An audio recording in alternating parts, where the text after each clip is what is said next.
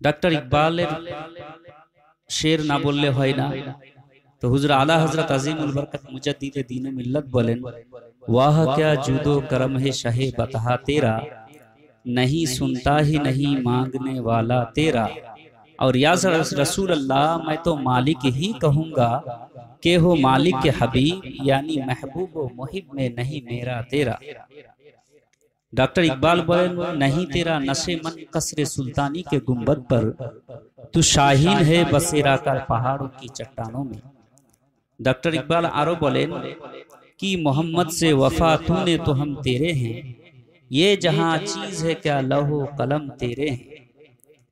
हमें करनी है शहनशाह बतहा की रजा जोई, वो हो गए अपने तो रहमते परवरदिगार अपनी। আর যদি বেশি পায়তারা রাত্রি বেলায় জঙ্গলের মাধ্যমে করা হয় তাহলে কি হবে? কোন দিক থেকে এসে হয়তো নেকড়ে বাঘ এসে হামলা করে শেষ করে দিবে। আর যদি নেকড়ে বাঘের কবল থেকে যদি বেঁচে যায় তাহলে কোন দিক থেকে চোর অথবা ডাকাত এসে আপনার ধন সম্পদ তো নিয়ে যাবেই যাবে, তার সাথে দু চার চাকু মেরে কতল করে চলে যাবে, খুন করে চলে যাবে, আর করার কিছুই থাকবে না। তো জঙ্গলে যদি রাত্রি অতিবাহিত করতে হয় তাহলে খুব সাবধানে রাত অতিবাহিত করতে হবে, না হলে কিন্তু কপালে কষ্ট আছে। ওই রকম দুনিয়াটাও হচ্ছে জঙ্গল, বরং জঙ্গলের চাইতেও নিকৃষ্ট জায়গা। এখানে দোকানে আনাচে কানাচে সব জায়গায় ঈমান চোরেরা বসে আছে। জঙ্গল তো অনেক ভালো জায়গা যেখানে জান যাবে অথবা মাল যাবে, জান অথবা মাল যাবে। আর দুনিয়া এমন জায়গা এখানে জান অথবা মাল যাবে না, বরং জান ও মালের চাইতেও বেশি দামি ঈমান, সেটা চলে যাবে আর আমরা বুঝতে পারবো না। তাহলে দুনিয়াটা বড় খতরনাক জায়গা। এখানে চলতে গেলে পদে পদে শয়তান আমাদেরকে বিভ্রান্তিতে ফেলার চেষ্টা করবে। হুজুর আলা হযরত আজিমুল বরকত মুজদ্দিদ দীন ও মিল্লত বলেন, लहद में इश्क रुखे शाह का दाग लेके चले, अंधेरी रात सुनी थी चिराग लेके चले, तेरे गुलामों का नक्शे कदम है राहे खुदा, वो क्या बहक सके जो ये सुराग लेके चले। হে আল্লাহ, তোমার ওলি আউলিয়া গৌস কুতুব সত্যবাদীদের পদঙ্ক অনুসরণ করে চলা এটা কোন শয়তানের পথ নয়, বরং এটা রাহে খোদা, আল্লাহরই রাস্তা। যারা ওলি আউলিয়া গৌস কুতুবদের পদঙ্ক অনুসরণ করে করে চলে তারাই সঠিক পথে চলে। আর যারা গৌস কুতুব ওলি আউলিয়ার পীর পয়গম্বরদের পথ অনুসরণ করে চলে না, তাদেরকে কি করবে? সে শয়তানের রাস্তাতে চলে, তাকে শয়তান যে কোনো মুহূর্তে তাকে পথ চিহ্ন থেকে আলাদা করে দিয়ে জাহান্নামের রাস্তায় নিয়ে যাবে। মুআজ্জাজ সামিনে কেরাম, তো বর্তমান যে যুগ, এই যুগটা বড় ভয়াবহ যুগ। এই যুগে ঈমান আকীদা বাঁচা বড়ই কঠিন। এই যুগে নিজের ঈমান আকীদা বাঁচা, নিজের পরিবার পরিজনের ঈমান আকীদা বাঁচা, নিজের সন্তান সন্ততির জীবনকে উজ্জ্বল করা, এটা বড়ই ভয়ঙ্কর, বড়ই কঠিন। তো এই সময় আমাদেরকে করণীয় কি হবে? আমরা দেখতে পাচ্ছি গোটা দুনিয়াতে আমাদের মুসলমানদের প্রতি হাজারো রকম ভাবে নির্যাতনের শিকার আমরা। গোটা দুনিয়াতে মরছে কারা? মুসলমানরা। গোটা দুনিয়ার মধ্যে পিছিয়ে পড়া জাতি মুসলমান। গোটা দুনিয়ার মধ্যে রাজনৈতিক দিক দিয়ে আমরা পিছিয়ে, গোটা দুনিয়ার মধ্যে, গোটা পৃথিবীর মধ্যে অর্থনৈতিক দিক দিয়ে আমরা পিছিয়ে, গোটা দুনিয়ার মধ্যে আমরা শিক্ষা ও সাংস্কৃতিক দিক দিয়ে আমরা পিছিয়ে পড়া জাতি। তো আমরা যে এই পিছিয়ে পড়া জাতি, চারিদিক দিয়ে আমাদেরকে মারানো হচ্ছে, আমাদেরকে পেটা হচ্ছে। কখনো আমাদেরকে মালদা থেকে কলকাতা যেতে আমাদেরকে রাত্রি বেলায় ট্রেনে ভয় লাগছে, বাসে যেতে ভয় লাগছে। কখনো গরুর গোশতের নামে মুসলমানকে মারা হচ্ছে, কখনো লাভ জিহাদের নামে মুসলমানদেরকে মারা হচ্ছে, কখনো চোর নাম দিয়ে মব লিঞ্চিং করে মুসলমানদেরকে মারা হচ্ছে। ভারতে মরছে মুসলমানরা, তারপরে ভারতের বাইরে আমাদের আরাকান রাখাইন যে দেশ আছে মায়ানমার, সেখানে মরছে মুসলমান। আমাদের পার্শ্ববর্তী দেশ চীনে মরছে মুসলমান। গালফ কান্ট্রিজ যেগুলো আছে, যে আরব কান্ট্রি, যে আরব দেশগুলো আছে মধ্যপ্রাচ্য, এখানে মরছে মুসলমানরা। লিবিয়াতে মরছে মুসলমান, আফগানিস্তানে মরছে মুসলমান, সিরিয়াতে মরছে মুসলমান। ফিলিস্তিনের রাস্তার দুই পাশে মুসলমানদের গোলাপ ফুলের মতো ফুটফুটে চেহারাওয়ালা ছেলেদের বিভৎস লাশ পড়ে আছে। আর গোটা দুনিয়া দুনিয়ার মানবাধিকার নিয়ে যারা কথা বলে তারা আজ চুপ করে বসে আছে। গোটা দুনিয়ার মানুষ আজ আমাদেরকে চারিদিক দিয়ে মেরে আমাদেরকে ষড়যন্ত্র করে শেষ করে দেওয়ার পরিকল্পনা চালাচ্ছে। আর আমরা মসজিদ থেকে বাড়ি আর বাড়ি থেকে মসজিদের মধ্যে সীমাবদ্ধ হয়ে আছি। আল্লাহ রাব্বুল আলামিন পবিত্র কোরআনে বলছেন, ইউরিদুনা লিইউতফাউ নূরাল্লাহি বিআফওয়াহিহিম আল্লাহু মুতিম্মু নূরিহি ওয়ালাউ কারিহাল কাফিরুন। আল্লাহ রাব্বুল আলামিন বলছেন যে কুফরি মিল্লাতগুলো, যত রকম কুফরি মতবাদ আছে, যত রকম কুফরি ধর্মগুলো আছে, সকলে মিলে মুসলমানদেরকে আল্লাহ রাব্বুল আলামিনের নূরকে মুখের ফুঁক দিয়ে নিভিয়ে দেওয়ার চেষ্টা চালাচ্ছে। আল্লাহ রাব্বুল আলামিন নিজের নূরকে পরিপূর্ণ করবেন, নিজের দ্বীনকে পরিপূর্ণ করবেন, যদিও বা কাফির ও মুশরিক এটা অপছন্দ করুক না কেন। আল্লাহ রাব্বুল আলামিন নিজের দ্বীনকে পরিপূর্ণ করবেই। যতই মুসলমানদের প্রতি নির্যাতন হোক না কেন, যতই মুসলমানদেরকে মারা হোক না কেন, যতই মুসলমানদেরকে কাটা হোক না করো, যতই মুসলমানদের প্রতি আকাশ থেকে বম ফেলে রকেট ফেলে মুসলমানদের জনপদগুলোকে ধ্বংস করে দেওয়া হোক না কেন, যতই মুসলমানদের ইবাদতগাহ মসজিদগুলোকে ভেঙে দেওয়া হোক না কেন, মুসলমানদের আগামী প্রজন্মকে যতই শেষ করে দেওয়া হোক না কেন, আল্লাহ রাব্বুল আলামিন বলছেন ওয়াল্লাহু মুতিম্মু নূরিহি ওয়ালাউ কারিহাল কাফিরুন। আল্লাহ রাব্বুল আলামিন নিজের দ্বীনকে, নিজের নূরকে পরিপূর্ণ করবেন। যতই কুফরি মিল্লাতগুলো, যতই কাফির ও মুশরিকরা যতই অপছন্দ করুক না কেন, যতই তারা প্রচেষ্টা চালাক না কেন, আল্লাহ রাব্বুল আলামিন নিজের দ্বীনকে পরিপূর্ণ করবেন। এবার দ্বীনকে যে পরিপূর্ণ করবেন, কিভাবে পরিপূর্ণ করবেন? আমার যে দ্বীন, এটা বড় কষ্টে পাওয়া দ্বীন। এই ইসলাম যে আমাদের কাছে এসেছে বড় কষ্টে, বড় দুঃখে, বড় ত্যাগ কোরবানি দেওয়ার পর আমাদের কাছে এই দ্বীন এসেছে।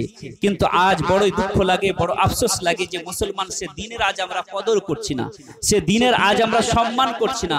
আজ আমরা সে দ্বীনের প্রতি যেইভাবে সম্মান জানাতে হবে সে সম্মান আমরা জানাচ্ছি না। যার কারণে আল্লাহ রাব্বুল আলামিন আমাদের মাথার উপরে জালিম শাসককে নিয়োগ করে গোটা দুনিয়ার মানুষ আমাদেরকে আজ খেলার পুতুল মনে করে নিয়েছে। তবে মনে করবেন, আমি ইতিহাসের কিছু উক্তি দিয়ে, ইতিহাসের কিছু কথা বলে আমার কথা আমি আগে বাড়াতে চাই। বড় ধ্যান দিয়ে আমার কথা শুনতে হবে, যেটা প্রয়োজন আজকের যুগে সেটাই আমি বলবো বলেছি, এর বাইরে আমি কোনো কথা বলবো না। আজকের বর্তমান বিশ্বে আজকে আমাদের ওসমানী সালতানাত, যারা ইতিহাস নিয়ে পড়াশোনা করেছে তারা জানবে যে ভারতের পৃথিবীর বুকে দুটি সাম্রাজ্য ছিল। সেটা ছিল, একটা হচ্ছে ওসমানী সাম্রাজ্য আর একটা হচ্ছে মুঘল সাম্রাজ্য। মুঘল সাম্রাজ্যের অস্তিত্ব শেষ হয়ে যাওয়ার পরে কি হয়েছে, ওসমানী সাম্রাজ্য ভেঙে পড়েছে। ওসমানী সাম্রাজ্যের পরে, ওসমানী সালতানাতের পরে আসে কি, সোভিয়েত ইউনিয়ন। সোভিয়েত ইউনিয়নকে ভেঙে দেওয়ার আপ্রাণ চেষ্টা চালাতে লাগলো আমেরিকা। আমেরিকা সর্বপ্রথম দেখতে লাগলো যে আমার যে পৃথিবীর বুকে সবচাইতে বেশি সুপার পাওয়ার, মানে আজকের যুগে সুপার পাওয়ার আমরা দুইটি দেশকে মনে করি, সেটা হচ্ছে আমেরিকা এবং রাশিয়া। আমেরিকা মনে করলো আমার বিপক্ষ যেটা, সেটা হচ্ছে কি মুসলিম সাম্রাজ্য, খেলাফতে সালতানাতে উসমানিয়া, সালতানাতে উসমানিয়াকে ভাঙা হোক। সালতানাতে উসমানিয়াকে ষড়যন্ত্র করে মুসলমানদের সালতানাতকে, মুসলমানদের সাম্রাজ্যকে ভেঙে ফেলা হলো। তারপরে শুরু হলো সোভিয়েত ইউনিয়ন।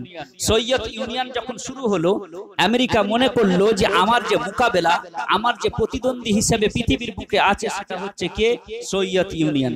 সে সুইস ইউনিয়ন বা সোভিয়েত ইউনিয়ন, সেটাকে ভাঙতে হবে। কোন রকম ভাবে ষড়যন্ত্র করে সোভিয়েত ইউনিয়নকে সে কি করলো, ভেঙে ফেললো। ভেঙে ফেলার পর 11 থেকে 12টা মুসলিম রাজ্য, মুসলিম দেশ, মুসলিম রাষ্ট্র কি করলো, স্বাধীনতা লাভ করলো এবং মুসলিম দেশগুলো স্বাধীনতা পেয়ে নিজের নিজের সরকার গড়ে তুললো। তারপরে শুরু হলো কি, আমেরিকা ইউনিভার্সিটির, ক্যামব্রিজ ইউনিভার্সিটি, আমেরিকার যে ইউনিভার্সিটি আছে সেই ইউনিভার্সিটির রাষ্ট্রবিজ্ঞানী মিস্টার হান্টিংটন, তিনি নিজের থিওরি পেশ করলো গোটা আমেরিকার যোগ্য বিজ্ঞ মানুষদের সম্মুখে, যে এখন যে আমাদের যে প্রতিদ্বন্দ্বী হিসেবে পৃথিবীর বুকে কোনো জাতি যদি আছে তো সেটা হলো মুসলিম জাতি। এখন আমরা কি করলাম, আমাদের প্রতিদ্বন্দ্বী যে ছিল ওসমানী সালতানাত, সেটাকে আমরা ভেঙে খান খান করে দিয়েছি। আমাদের প্রতিদ্বন্দ্বী ছিল কে, রাশিয়া, এবং রাশিয়ার অনুগামী যারা সোভিয়েত ইউনিয়ন ছিল তাদেরকে আমরা ভেঙে শেষ করে দিয়েছি।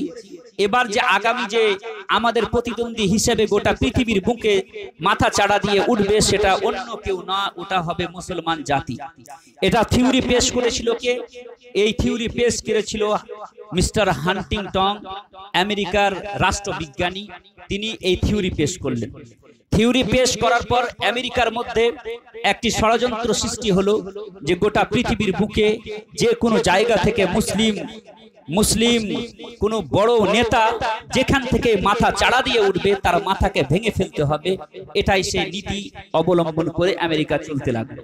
আপনারা দেখতে পাবেন গত কয়েক দশকে যেখান থেকে মুসলিম লিডাররা, যেখান থেকে মুসলিম নেতারা মাথা চাড়া দিয়ে উঠেছে, আমেরিকা তার মাথা ভেঙে দিয়েছে। এমনকি আমেরিকা আফগানিস্তানের 10 লক্ষ মুসলমানকে মেরেছে আমেরিকা, সিরিয়া লিবিয়াতে হাজারো হাজারো মাসুম মুসলমানদের খুন করেছে আমেরিকা। গোটা দুনিয়াতে যত রকম ষড়যন্ত্র চালিয়ে মুসলমানদেরকে হত্যা করার নাম একটাই, সেটা হচ্ছে কি আমেরিকা। আমেরিকা যখন দেখলো যে আমাদের প্রতিদ্বন্দ্বী হিসেবে গোটা পৃথিবীর বুকে 1 নাম্বার জাতি সেটা হলো মুসলমান, তো মুসলমান জাতিকে কোন রকম ভাবে বদনাম করে এদেরকে কি করতে হবে, শেষ করে দিতে হবে। আর আমেরিকা যে নীতিমালা অবলম্বন করেছিল সেটা নীতিমালা ছিল ফেরাউনের নীতিমালা। ফেরাউন সেই নীতিমালা অবলম্বন করেছিল। ফেরাউনকে বলা হয়েছিল, ফেরাউনের সম্মুখে বড় বড় গবেষকরা, বড় বড় তান্ত্রিকরা এসে বলেছিল, হে ফেরাউন, বড়ই তুমি বলিয়ান হয়ে গোটা দুনিয়ার মধ্যে বলে বেড়াচ্ছ আনা রব্বুকুমুল আলা, আমি সর্বশ্রেষ্ঠ প্রতিপালক। তুমি এই দম্ভ ভরে গোটা পৃথিবীকে নিয়ন্ত্রণ করছো, গোটা দুনিয়াকে শাসন চালাচ্ছ, তুমি একক শক্তি গোটা দুনিয়ার মধ্যে চালিয়ে বেড়াচ্ছ। বনি ইসরাইল বংশে এমন একটি সন্তান জন্মগ্রহণ করবে, তোমার এই আকাশচুম্বী যত রকম দম্ভ আছে সব দম্ভকে মাটির নিচে তোমার ফেলে পায়ের নিচে পিষ্ট করে সে নিজের দিনকে, নিজের জাতিকে সে কি করবে, স্বাধীন করে আজাদ করে নিয়ে যাবে। আর তুমি ফেরাউন, তুমি কিছুই করতে পারবে না। ফেরাউন যখন এই কথা শুনেছিল, যখন তার তান্ত্রিকদের কাছ থেকে এই কথা শুনেছিল, তখন সে কি করেছিল, 70,000 বানি ইসরাইলদের মায়ের কোল থেকে সন্তানকে নিয়ে এসেছে, হত্যা করেছিল। 1000 2000 নয়, 70,000। ফেরাউনের সম্মুখে যেই মাথা চারা দিয়ে উঠতো, ফেরাউন কি করত, সেই ব্যক্তির মাথাকে ভেঙে দিত। তাকে যে কেউ শক্তি ফেরাউনের সম্মুখে উঠে দাঁড়াতো, ফেরাউন সেই শক্তিকে ভেঙে দিত। তার লোক ছাড়া ছিল গোটা পৃথিবীর বুকে যে কে কোনখান থেকে ফেরাউনের বিরুদ্ধে মাথা চারা দিয়ে উঠছে, সে কি করত, সে ফেরাউন সেই ব্যক্তির মাথাকে ভেঙে দিত। কিন্তু আল্লাহ রাব্বুল আলামিন বলেন, ওয়াল্লাহু মুতিম্মু নূরিহি, আল্লাহ নিজের নূরকে পরিপূর্ণ করবেন। আর কুফফার ও মুশরিকিন যতই প্রচেষ্টা চালাক না কেন, আল্লাহ রাব্বুল আলামিন নূরকে পরিপূর্ণ করাতে তারা কোনোদিন ব্যাঘাত ঘটাতে পারবে না। আল্লাহ রাব্বুল আলামিন নিজের নূরকে পরিপূর্ণ করেছিলেন। হযরতে মূসা আলাইহিস সালামের জন্ম হয়েছিল এবং মূসা আলাইহিস সালামের জন্মকে রুখে দেওয়ার জন্য ফেরাউন বনি ইসরাইল বংশের হাজার হাজার শিশুকে হত্যা করেছিল, কন্যা এবং শিশুকে হত্যা চালিয়েছিল সে। কিন্তু হযরতে মূসা আলাইহিস সালামের জন্মকে সে রুখতে পারেনি। আল্লাহ রাব্বুল আলামিন হযরতে মূসা আলাইহিস সালামের জন্মকে এমন ভাবে নিজের কুদরতের মাধ্যমে জন্মগ্রহণ করিয়েছিলেন যে ফেরাউন কি করেছিল, সে জন্মকে রুখে না দিতে পেরে আল্লাহ রাব্বুল আলামিন ফেরাউন হযরতে মূসা আলাইহিস সালামকে আকাশেও মানুষ করেননি, জমিনের নিচেও মানুষ করেননি। আল্লাহ রাব্বুল আলামিন পাহাড় পর্বতের মাধ্যমে আল্লাহ রাব্বুল আলামিন হযরতে মূসা আলাইহিস সালামকে মানুষ করেননি, লালন পালন করেননি, বরং নিজের কুদরতের মাধ্যমে ফেরাউনের ঘরে লালন পালন করে আল্লাহ রাব্বুল আলামিন ফেরাউনকে বলে দিয়েছেন যে হে ফেরাউন, তুই হাজার হাজার বনি ইসরাইল বংশের মহিলাদের মায়েদের কোলকে খালি করতে পারবি, হাজার হাজার শিশু এবং নারী শিশু কন্যাকে, শিশু সন্তান ও সন্ততিকে তুই কতল করতে পারবি, খুন করতে পারবি, কিন্তু যে মূসা দ্বারা তোর পতন ঘটবে সে মূসার জন্মকে তুই রুখতে পারবি না। কারণ হে ফেরাউন, আমি সেই মূসাকে জন্মগ্রহণ করাবো এবং সে মূসার দ্বারাই তোর পতন ঘটাবো। আজকেও যে ফেরাউনের নীতিমালা অবলম্বন করে আজকে আমেরিকা এবং রাশিয়া এবং ইসরায়েল আজকে মুসলমানদের অগ্রযাত্রাকে যে রুখে দেওয়ার পরিকল্পনা চালাচ্ছে, আল্লাহ রাব্বুল আলামিনের দ্বীনকে দুনিয়া থেকে নিস্ত নাবুদ নাবুদ করার পরিকল্পনা চালাচ্ছে। আল্লাহ রাব্বুল আলামিন এই দিনকে পরিপূর্ণ করবেন। যতই ফেরাউন নীতিমালা অবলম্বন করে, যতই আমেরিকা এবং ইসরায়েল যতই পরিকল্পনা চালাক না করো, আল্লাহ রাব্বুল আলামিনের দিনকে কখনো রুখতে পারবে না। আল্লাহ রাব্বুল আলামিনের দিনকে কখনো সে রুখতে পারবে না। আল্লাহ রাসূল সাল্লাল্লাহু আলাইহি ওয়াসাল্লাম বলেন যে দুনিয়ার মধ্যে প্রত্যেকটি ঘরে ঘরে ইসলামের পতাকা উঠবে। डॉक्टर इकबाल बोलें कि मोहम्मद से वफा तूने तो हम तेरे हैं, ये जहां चीज है क्या लौह कलम तेरे हैं। আল্লাহ রাব্বুল আলামিন রাসূল সাল্লাল্লাহু আলাইহি ওয়াসাল্লামের সাথে যে আমরা প্রতিশ্রুতি করেছি, যে ওয়াদা করেছি, সে ওয়াদার প্রতি আমরা যদি সঠিকভাবে দণ্ডায়মান থাকি, আল্লাহ রাব্বুল আলামিন লৌহ কলম আমাদের হাতে দিয়ে দিবেন। লৌহ কলম কাকে বলা হয়? যে যা দ্বারা মানুষ জাতির, মানব জাতির, গোটা বিশ্ববাসীর, গোটা পৃথিবীর মানুষের, পৃথিবীর বাসীর ভাগ্য লেখা হয়, সেই কলমটাকে বলা হয় কলম। আর যে যাতে লেখা হয় সেটাকে বলা হয় কি? দফতি। সেই আল্লাহ রাব্বুল আলামিন সেই কলম মানব জাতির হাতে দিয়ে বলবেন, হে মানব জাতি, তুমি তোমার ভাগ্য তুমি নিজেই লেখো। আমেরিকার হোয়াইট হাউসে বসে মুসলমান তোমার ভাগ্য কেউ লিখবে না। রাশিয়াতে বসে মুসলমানদের ভাগ্য কেউ লিখবে না। চীনে বসে মুসলমানদের ভাগ্য কেউ লিখবে না। আর ভারতের লাল কেল্লাতে বসে এবং ভারতের পার্লামেন্টে বসে মুসলমানরা কি খাবে, কি পড়বে, আর কি গায়ে দিবে, আর কেমন ভাবে নিজের স্ত্রীকে এবং শরীয়ত কেমন ভাবে চলবে, এটা মুসলমানদের ভাগ্য নির্ণয় তারা করবে না, বরং মুসলমানদের ভাগ্য মুসলমানরা নিজেই লিখবে। মুআজ্জাজ সামিনে কেরাম, বড় দুঃখ লাগে, বড় আফসোস লাগে যে আজকে ফেরাউনের নীতিমালা অবলম্বন করে মনে করছে যে গোটা দুনিয়ার যত রকম শক্তি আছে সে শক্তিগুলোকে, মুসলিম শক্তি আছে সে শক্তিগুলোকে আমরা কি করে দিব, মাথাগুলোকে ভেঙে দিয়ে আমরা ফেরাউনের নীতিমালা অবলম্বন করে গোটা দুনিয়ার মধ্যে একক রাজ কায়েম করব। এটা ভুল ধারণা। কারণ আল্লাহ রাসূল সাল্লাল্লাহু আলাইহি ওয়াসাল্লাম বলেন, লা ইয়াবকা আলা জাহরিল আরদি বাইতু মাদারিন ওয়ালা ওয়াবারিন ইল্লা আদখালাহুল্লাহুল ইসলাম।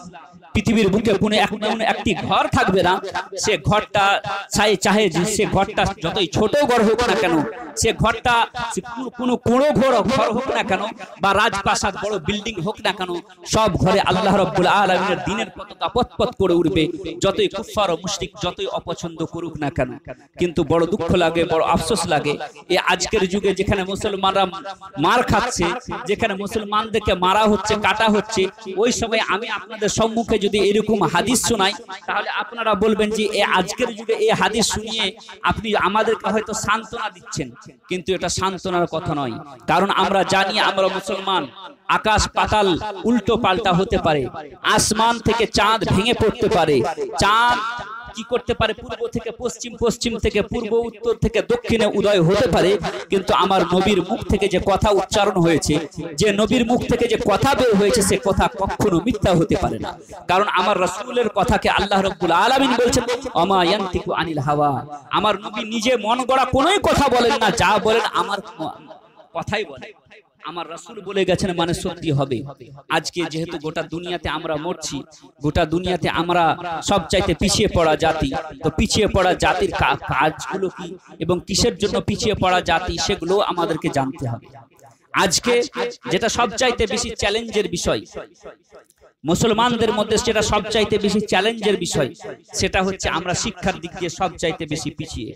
আর একটি কথা আপনারা বলবেন যে আজকে আমরা যেখানে মুসলমানরা সঠিকভাবে নিজের অধিকার পাচ্ছে না, আমরা আমাদের ছেলে মেয়েদেরকে পড়া লেখা করিয়ে উচ্চ শিক্ষায় শিক্ষিত তো করিয়ে দিচ্ছি, কিন্তু তারা উচ্চ শিক্ষায় শিক্ষিত হয়ে যাওয়ার পর বড় বড় চাকরি পাচ্ছে না, তো পড়িয়ে লাভ কি হবে?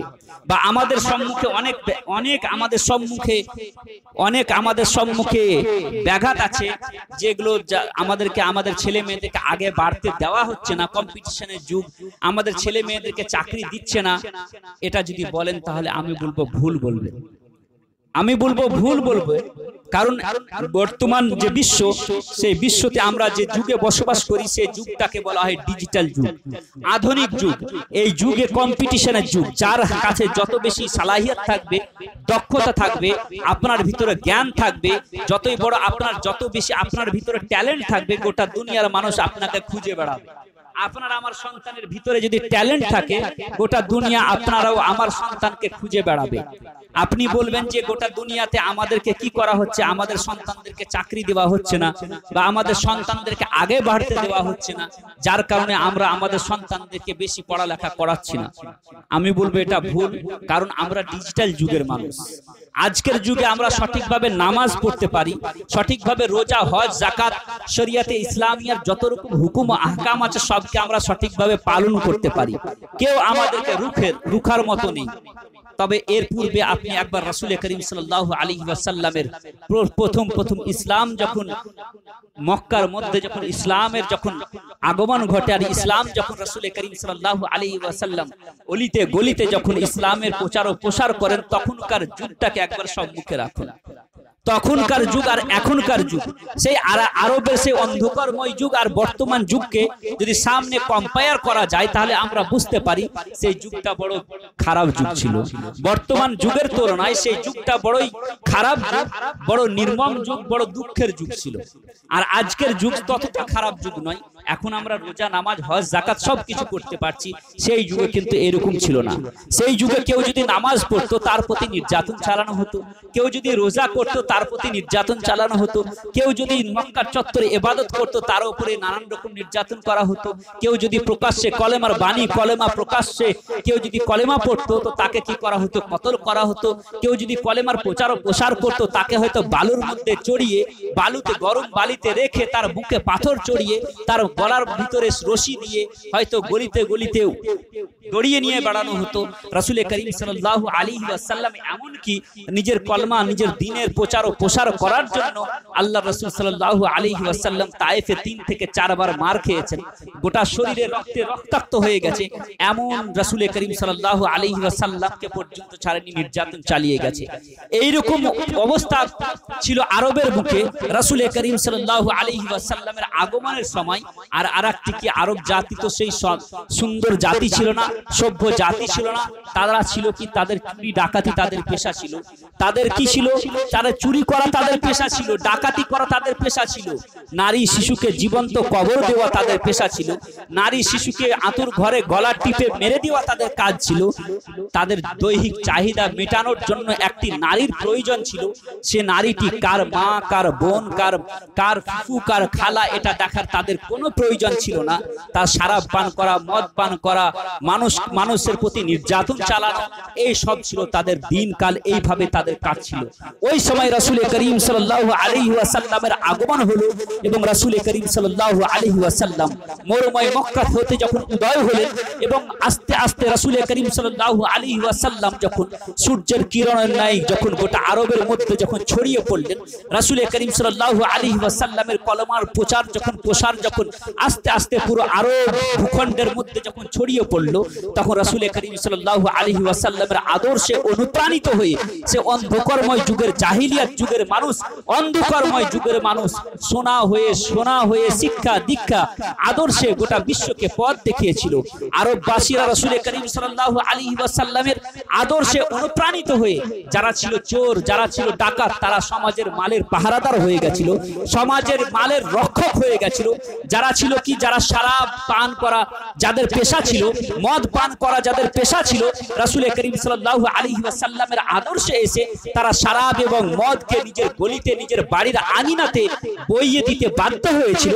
যারা নারীকে নিজের ভোগ বিলাসের বস্ত্র মনে করত, রাসূল করিম সাল্লাল্লাহু আলাইহি ওয়াসাল্লামের আদর্শে এসে তারা নারীর পায়ের নিচে জান্নাত, মায়ের পায়ের নিচে জান্নাত মানতে তারা বাধ্য হয়েছিল। যারা মনে করছিল যে নারীকে বড় করলে পরে আমাদের সম্মানের হানি হবে, তারা নারীকে, শিশু কন্যাকে বড় করে বাড়িতে নিজের বাড়িতে লালন পালন করে বড় করে বিবাহ শাদী করিয়ে তারা জান্নাতের অধিকারী হতে বাধ্য হয়েছিল। এমন অবস্থা আরবের মধ্যে হয়ে গেছিল। যারা চোর ডাকাত ছিল তারা পৃথিবীর গরিবের ঘরে ঘরে তাদের অধিকার পৌঁছে দিতে তারা বাধ্য হয়েছিল।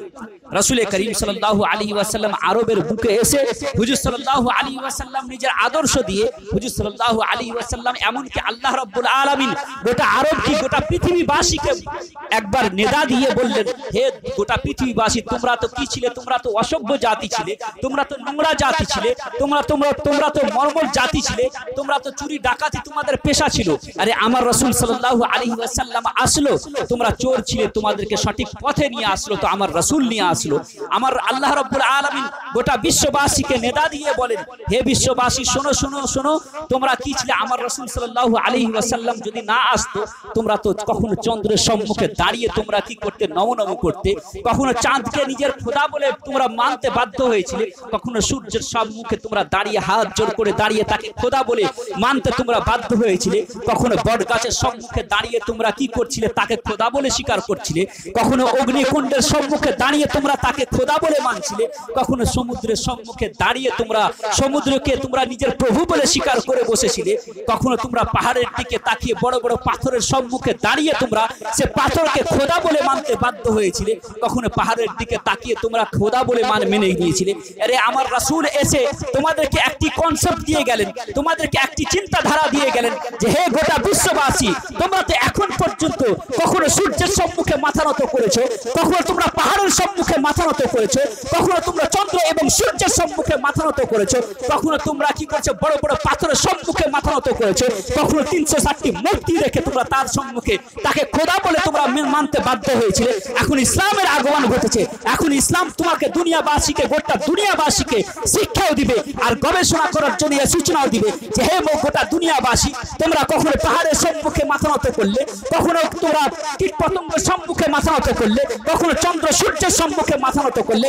এখন মাথা নত করা বাদ দিয়ে তোমরা এক আল্লাহর প্রতি গবেষণা করো এবং গোটা দুনিয়ার সৃষ্টি জীবের প্রতি গবেষণা করো। কখনো পাহাড়ের দিকে তাকিয়ে গবেষণা করো, কখনো চন্দ্র সূর্যের দিকে তাকিয়ে গবেষণা করো, কখনো তোমরা কি আসমানের উচ্চতার প্রতি গবেষণা করো। যখন তোমরা গোটা দুনিয়ার এই সৃষ্টি জীবের প্রতি গবেষণা করবে, তখনই তোমরা তোমার সৃষ্টিকর্তার সন্ধান পাবে, তখনই তোমরা তোমার এক আল্লাহর তোমরা সন্ধান পাবে।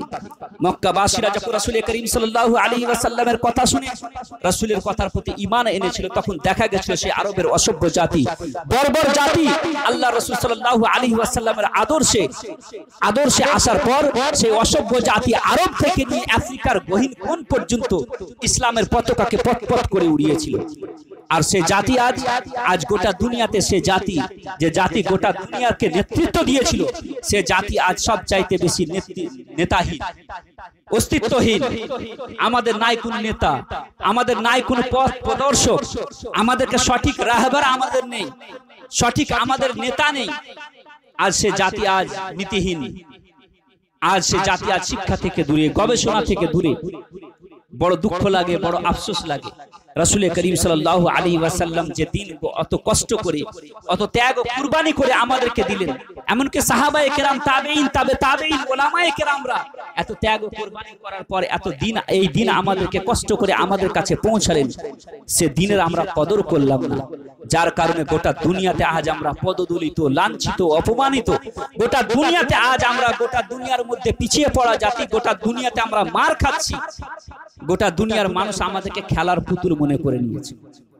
একটা উদাহরণ দিয়ে আমার কথা আগে বাড়াতে চাই। আমাদের দেশে দুই ধরনের মাছি পাওয়া যায়। একটা মাছির নাম হচ্ছে শুধু মাছি, যাকে মারার জন্য পৌরসভা থেকে, অঞ্চল অফিস থেকে, পঞ্চায়েত থেকে bleaching powder, gammexane powder, gas ছিটানো হয় এদেরকে মারার জন্য। একে মারার জন্য গ্যাস ছিটানো হয়, ব্লিচিং পাউডার ছিটানো হয়। আমি বলবো এটাও মাছি, এই মাছি একটি কীট। আর এটাকে আপনি কেন মারছেন? তো আপনি বলবেন যে এই মাছি দ্বারাই সমাজের মধ্যে ভাইরাস ছড়ায়, সমাজের মধ্যে কি হয়? রোগ ছড়ায়, মানুষ রোগ আক্রান্ত হয়। সমাজের মধ্যে কি হয়? এর দ্বারাতে ভাইরাস ছড়ায়, রোগ ছড়ায়, যার কারণে একে মারা হয়। এই মাছির দ্বারাই ব্যাকটেরিয়া ছড়ায়। মাছির আরেকটি প্রকার আছে, যে মাছির নাম হচ্ছে মৌমাছি, মধুমাছি, যেটাকে মারা হয় না, যাকে মারার জন্য অঞ্চল অফিস থেকে, পৌরসভা থেকে কোনো ব্লিচিং পাউডার ছিটানো হয় না, গ্যাস ছিটানো হয় না, বরং একে সঠিকভাবে, সুন্দরভাবে একে আলমারিতে রাখা হয়, একে সাজিয়ে রাখা হয়। এ যদি অসুস্থ পড়ে তো একে সুস্থ করার জন্য ঔষধ, মেডিসিন ব্যবহার করা। আমি বলবো দুটোই মাছি, দুটোকেই আপনি মারেন আর না হলে দুটোকেই ছাড়েন। আপনি বলবেন মাওলানা সাহেব একটার দ্বারাই মানব জাতি কি হয়? ক্ষতি হয়, সমাজকে সে কি করে? সমাজের মধ্যে রোগ ছড়ায়। আর একটা যে মাছি, সে মাছি যদিও বা সে কি কিন্তু সে মাছি, সেটা মধুমাছি, আর সেটার দ্বারাই সমাজের মধ্যে কোন রকম ক্ষতি হয় না, বরং মানুষ যদি ব্যাকটেরিয়া যুক্ত হয় তাহলে সে কি হয়, রোগ থেকে রোগ মুক্ত হয়। মধু খেয়ে মানুষের কি হয়, রোগ মুক্ত হয়। একটা মাছি দ্বারাই মানুষ কি হয়, রোগাক্রান্ত হয়, আর একটা মাছি দ্বারাই মানুষ রোগ থেকে মুক্তি পায়, যার কারণে ওটাকে সাজিয়ে রাখা হচ্ছে। আমিও বলবো ওই রকম মুসলমানদের দুইটি ক্যাটাগরি। একটি ক্যাটাগরির নাম হচ্ছে আমিও আপনি, আব্দুর রহমান, আব্দুল খালিক, আব্দুল বারি, এটা হচ্ছে একটি ক্যাটাগরি।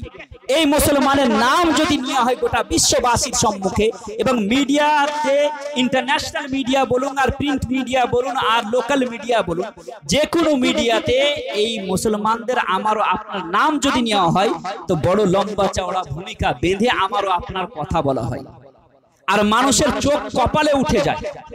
গোটা দুনিয়ার মুসলমান কি গোটা দুনিয়ার মানুষের চক্ষু কপালে উঠে যায়। আমাকে ওর আপনাকে গোটা দুনিয়ার মানুষ বোঝ মনে করে, যার কারণে আমাদেরকে খেলার পুতুল মনে করে আমরা মরি বাঁচিয়ে, কারো কোনো ক্ষতি নাই, কারো কোনো দেখার দরকার নেই। কিন্তু মুসলমানের আরেকটি ক্যাটাগরি আছে, যাকে যে মুসলমানদের নাম নিয়ে শুধু মুসলমানই নয় বরং মুসলমান তো গর্ববোধ করেই করে, গোটা পৃথিবীবাসী, গোটা ইন্ডিয়ার, গোটা দুনিয়ার মানুষ এবং ভারতের মানুষ তাদেরকে নাম নিয়ে গর্ববোধ করে। সে মুসলমানের নাম হচ্ছে এপিজে আব্দুল কালাম। এপিজে আব্দুল কালামের নাম নিয়ে গোটা ভারতবাসী অ্যাজ এ ইন্ডিয়ান, গোটা দুনিয়ার মানুষ এবং ইন্ডিয়ার মানুষ তাদেরকে নাম নিয়ে গর্ববোধ করে। ইবনে সিনা, তার নাম নিয়ে গোটা দুনিয়ার মানুষ গর্ববোধ করে। সাহিত্যের সম্রাট কবি নজরুলের নাম নিয়ে গোটা ভারতবাসী, ভারত ভূখণ্ডের মানুষ কি করে, গর্ববোধ করে।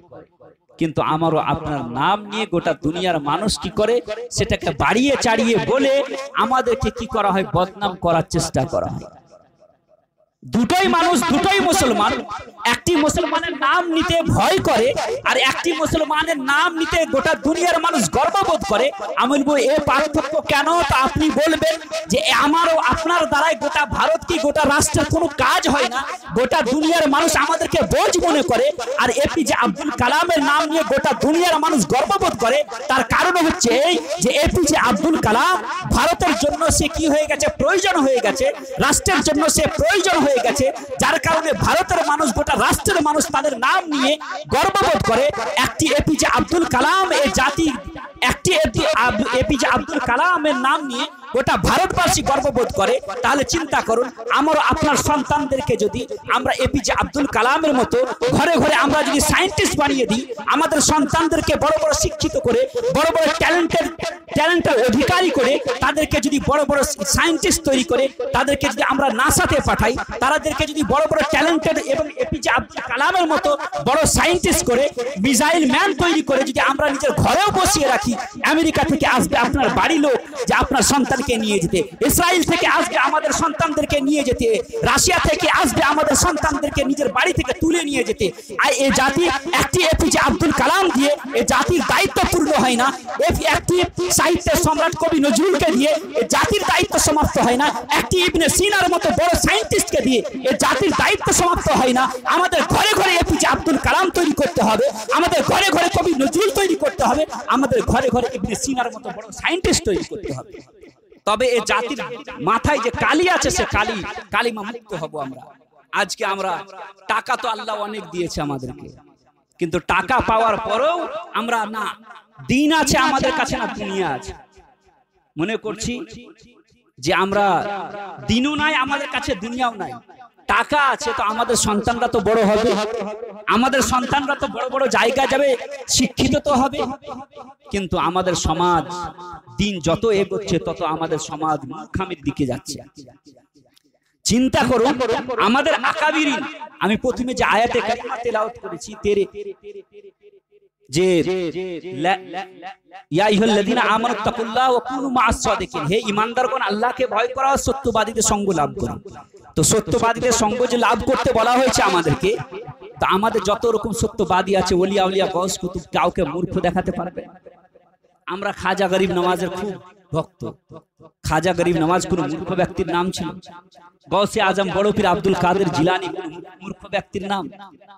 কলম সম্রাট, নবীর ইশকের সম্রাট হুজুর আলা হযরত আজিমুল বরকত মুজাদ্দিদে দ্বীন ও মিল্লাত কোন মূর্খ ব্যক্তির নাম। যে সময় মানুষ 5% লেখাপড়া জানতো না, ওই সময় আজ থেকে প্রায় 150 বছর পূর্বে যে মানুষটি 1500 কিতাব লিখে গেছেন, যে সময় মুসলমানরা পড়ালেখা জানতো না, কার জন্য? হুজুর আলা হযরত লিখে গেছেন 1500 কিতাব লিখে গেছেন এই জাতির জন্য, মুসলমান কওমের জন্য, মুসলমান জাতির জন্য। কারণ হুজুর আলা হযরত জানতেন 150 বেশি সায়েন্সে হুজুর আলা হযরত কিতাব লিখে গেছেন। কারণ হুজুর আলা হযরত শুধু একজন লেখক ছিলেন না, যুগের তো মুজাদ্দিদ ছিলেনই ছিলেন, বরং আল্লাহর একজন যোগ্য একজন আল্লাহর ওলি ছিলেন, যুগের গৌস ছিলেন। তিনি জানতেন যে আগামী যে যুগটি আসছে সে যুগটি গবেষণার যুগ হবে, কম্পিটিশনের যুগ হবে, আর সায়েন্সের যুগ হবে। সেই সময় আমার এই জাতি আমার এই বই দ্বারা শিক্ষিত হবে, সেই সময় উপকৃত হবে। কিন্তু আমরা জানি না, আমরা পড়ি না। আমরা যদি পড়ি তবে তো আমরা হুজুর আলা হযরতের বই পড়তে পারবো। আমরা আমাদের সমাজকে শিক্ষিতই করতে পারছি না। এই হচ্ছে আমাদের সমাজের অবস্থা। এই যদি হয় আমাদের সমাজের অবস্থা, তো বড় দুঃখ লাগে, বড় আফসোস লাগে। ওই দিন বেশি দূরে নয় যেদিন ফিলিস্তিনের মতো আমাদের অবস্থা হবে। ওই দিন বেশি দূরে নয় যেদিন রাখাইনের মতো আমাদের দেশের অবস্থা হবে। সেই দিন বেশি দূরে নয় যেদিন চীনের মতো এবং ফিলিস্তিন এবং আফগানিস্তানের মতো অবস্থা আমাদের দেশের হবে। কারণ আমাদের সন্তানরা যদি শিক্ষিত না হয় এবং বড় বড় জায়গায় যদি না পৌঁছায়, তাহলে আমাদেরকে বাঁচানোর জন্য কেউ থাকবে না। আজকে বলা হচ্ছে বাড়িতে বাড়িতে তোমরা অস্ত্র রাখো, বাড়িতে বাড়িতে হাতিয়ার রাখো। তবে এরা জানে না যে হাতিয়ার রাখলে হাতিয়ারের দ্বারাই, শুধু অস্ত্র দ্বারাই মানুষের মধ্যে শুধু ত্রাস ছড়ায়, টেররিজম ছড়ায়, সন্ত্রাস ছড়ায়। হাতিয়ার দ্বারাই মানুষ কোনোদিন মানুষ হতে পারে না, বরং মানুষ পশুই হয়ে থাকে। আজ বলা হচ্ছে বাড়িতে বাড়িতে অস্ত্র রাখো, কিন্তু আমরা যে ধর্ম অবলম্বনকারী এবং ইসলাম শান্তিময় ধর্ম, আমাদের তো ধর্ম সেটাই যেটাতে বলা হয়েছে নুন ওয়াল কলমি ওয়া মা ইয়াসতুরুন। আল্লাহ রাসূল সাল্লাল্লাহু আলাইহি ওয়াসাল্লাম যখন মক্কার বুকে যখন নুন এবং কলম এবং কলমের লেখার কসম আল্লাহ রাব্বুল আলামিন কোরআনের মধ্যে যখন খেলেন, তখন সে আরব ভূখণ্ডের মধ্যে মূর্খ জাতিরা যখন এই কলম এবং কলমের কসম খাওয়া শুনতে পেলেন, তখন দেখা গেছিল রাসূল করিম সাল্লাল্লাহু আলাইহি ওয়াসাল্লামের ইহলোক থেকে পরলোক গমন করার সময় আরবের মধ্যে 17 জন যখন লেখাপড়া জানতো, ওই সময় রাসূল করিম সাল্লাল্লাহু আলাইহি ওয়াসাল্লাম আরবের বুকে 1 লাখের বেশি মানুষের হাতে কলম ধরিয়ে গেছিলেন সেই সময়। আরে আমরা তো সেই ধর্ম মাননেওয়ালা যে ধর্মতে কলমের কসম খাওয়া হয়েছে, নুন ওয়াল কলমে ইয়ামা ইয়াসতুরুন, কলম এবং কলমের লেখার কসম খেয়েছেন আল্লাহ রাব্বুল আলামিন। তাহলে কলম কত ইম্পর্টেন্ট। আমাদেরকে কলমের কসম খেয়ে আমাদেরকে বলা হয়েছে কলম আমাদেরকে রাখতে হবে, কারণ কলমের দ্বারাই পরমাণুকে নিচে নামানো যায়। কলমের দ্বারাই পুরো দেশকে গোলামির জিনজিরে বাঁধানো যায়, গোলামির শিকলে বাঁধা যায়। কলমের দ্বারাই মানুষকে যদি ফাঁসি দেওয়া হয়, তো কলমের দ্বারাতে কলমের একটি সিগনেচারে সে ফাঁসিকে বন্ধ করে দেওয়া হয়। কারণ কলম হচ্ছে তালোয়ারের চাইতে ধারালো। ইসলাম তালোয়ারের দ্বারাই ছড়ায়নি। যদি ইসলাম তালোয়ারের দ্বারাই ছড়াতো, গোটা পৃথিবীর বুকে কোনো একটা অমুসলিম থাকতো না। ইসলাম প্রথমে দিলকে ঝুঁকিয়েছে, তারপরে কপালকে ঝুঁকিয়েছে। আর আজ যারা বলে ইসলাম তালোয়ারের জোরে গোটা দুনিয়ার মধ্যে প্রচার ও প্রসার হয়েছে, আমি বলবো তারা ইসলামের অধ্যয়ন করতে তারা ব্যর্থ হয়েছে। সঠিকভাবে ইসলাম পড়তে, ইসলামের অধ্যয়ন করতে তারা ব্যর্থ হয়েছে। এর থেকে ভালো ভাষা আমার কাছে নেই। আজকে অস্ত্র রাখতে বলা হচ্ছে, আমরা অস্ত্র রাখার পক্ষে নয়। আমরা শান্তিময় ধর্মের মানুষ। আমরা তো ওই ধর্মের মানুষ যাদের ধর্মের নাম হচ্ছে ইসলাম, যাদের ধর্মের নাম ইসলাম। আমাদের নবীর নাম হচ্ছে কি নবিউস সালাম, আমাদের কিতাবের নাম হচ্ছে কিতাবুস সালাম, আমাদের ধর্ম হচ্ছে কি রিলিজিয়ন অফ পিস। এইরকম ধর্ম অবলম্বনকারী আমরা, যে ধর্মে হাতিয়ারকে অস্ত্র বানিয়ে যে ধর্ম চেষ্টা চালাবে, সে ধর্ম লুট হয়ে যাবে, শেষ হয়ে যাবে। আমরা হচ্ছি কলম এবং কলম রাখা বান্দা এবং কলমের কসম খাওয়া ধর্মের বান্দা।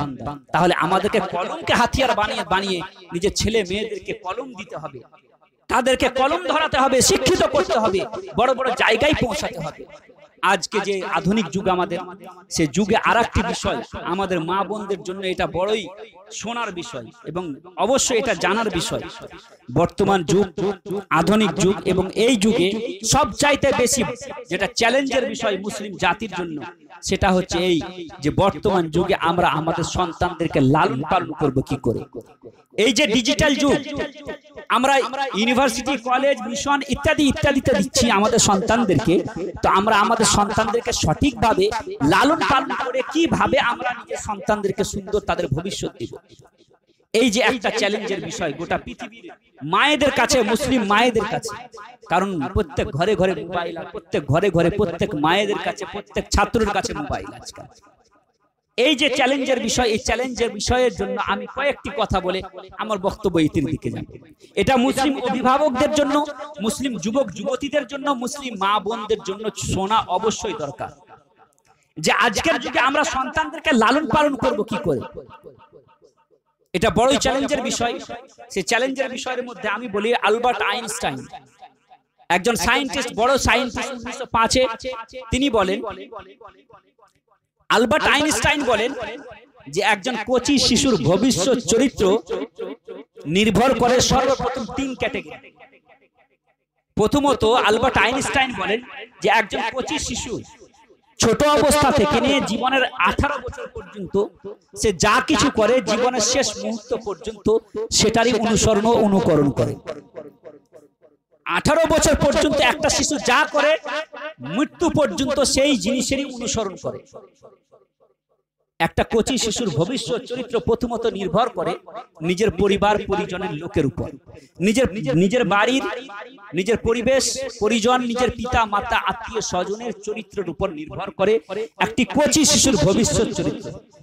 উদাহরণস্বরূপ, একটি কচি শিশু নিজের পিতাকে যদি চুরি করতে দেখে, তাহলে সে শিশুটা চুরি করাতে অভ্যস্ত হয়ে পড়ে আর মনে করে চুরি করাটাই ভালো কাজ। একটি কচি শিশু নিজের পিতাকে যদি মদ খেতে দেখে, তাহলে মনে করে যে মদ খাওয়াটাই ভালো কাজ। একটি কচি শিশু মেয়ে যদি নিজের মাতাকে সারা রাত টিভি, ভিডিও, সিরিয়াল দেখতে দেখে, তো মনে করে যে এর মধ্যেই মনে হয় আমাদের সাফল্য আছে। একটি কচি শিশু সন্তান, মহিলা, মেয়ে সন্তান যদি নিজের মাকে যদি নামাজ রোজার ধার না ধারতে দেখে, তাহলে সে মনে করে সে আধুনিকতায় ভেসে পড়ে। আর একটি কচি শিশু এবং শিশু সন্তান এবং সন্ততি নিজের পিতাকে যদি দান করতে দেখে, তাহলে সে সন্তান, সে শিশু দানের মধ্যে অভ্যস্ত হয়ে পড়ে। আর কখনো কখনো দেখা যায় যে সাধুর ছেলে, দানির ছেলে নিজে না খেয়েও পরকে দান করে আর গোটা জনগণের কাছে বোকা বলে পরিচিত হয়। আসুন এবার আমরা উদাহরণস্বরূপ রাসূল করিম সাল্লাল্লাহু আলাইহি ওয়াসাল্লামের পরিবারের দিকে যাব। হুজুর সাল্লাল্লাহু আলাইহি ওয়াসাল্লাম নিজের পরিবারকে কিভাবে সময় দিতেন, হুজুর সাল্লাল্লাহু আলাইহি ওয়াসাল্লাম নিজের সন্তান সন্ততিকে কিভাবে লালন পালন করতেন। হুজুর সাল্লাল্লাহু আলাইহি ওয়াসাল্লাম সারা রাত আল্লাহর প্রেমে মগ্ন থাকতেন। আল্লাহ রাসূল সাল্লাল্লাহু আলাইহি ওয়াসাল্লাম নিজের জীবনকে সময় দিয়েছিলেন 3টি ভাগে, নিজের দিনকে ভাগ করেছিলেন। একটা আল্লাহর জন্য, একটা বান্দাদের জন্য, একটা ইসলামের প্রচার ও প্রসারের জন্য। একটা দুনিয়াবাসীকে সময় দিতেন, একটাতে ইসলামের প্রচার ও প্রসার করতেন, একটা নিজের পরিবার পরিজনকে সময় দিতেন। আজকে আমাদের যুবকরা, আমাদের অভিভাবকরা, আজকে মুসলিম বাড়ির বড় বড় যুবক সন্তানেরা নিজের পরিবারকে সময় দেয় না এবং নিজের পরিবারকে, নিজের সন্তানদেরকে সময় দেয় না। অফিস বা কাজ করে আসে, সন্ধ্যাবেলায় আসার পরে চায়ের দোকানে ক্যারাম বোর্ড খেলে, চায়ের দোকানে বন্ধু বান্ধবের সাথে সময়কে অতিবাহিত করে, আর 9টার সময় 10টার সময় বাড়ি ঢুকে খাবার দাবার খেয়ে ঘুম পড়ে নেয়। এই হয় আমাদের যুবকদের অবস্থা। নিজের পরিবার, নিজের সন্তানদের প্রতি কোনো ধ্যান দেয় না। তারা মনে করে যে কলেজে, তারা মনে করে যে সকালে বেলায় যে আমরা সেই কনভেন্ট স্কুলে দিয়েছি, সকালে বেলায় যে মিশনে দিয়েছে, সেই মিশনে সকালে বেলায় গাড়িতে যাবে আর 10টা বা 1টার দিকে আসবে, বাস এর মধ্যেই শিশু একজন সে মানুষ হয়ে যাবে, সে এপিজে আব্দুল কালামের মতো বড় সায়েন্টিস্ট হয়ে যাবে। এই আমাদের যুবকদের ধ্যান ও ধারণা, কিন্তু এটা ভুল ধ্যান ও ধারণা।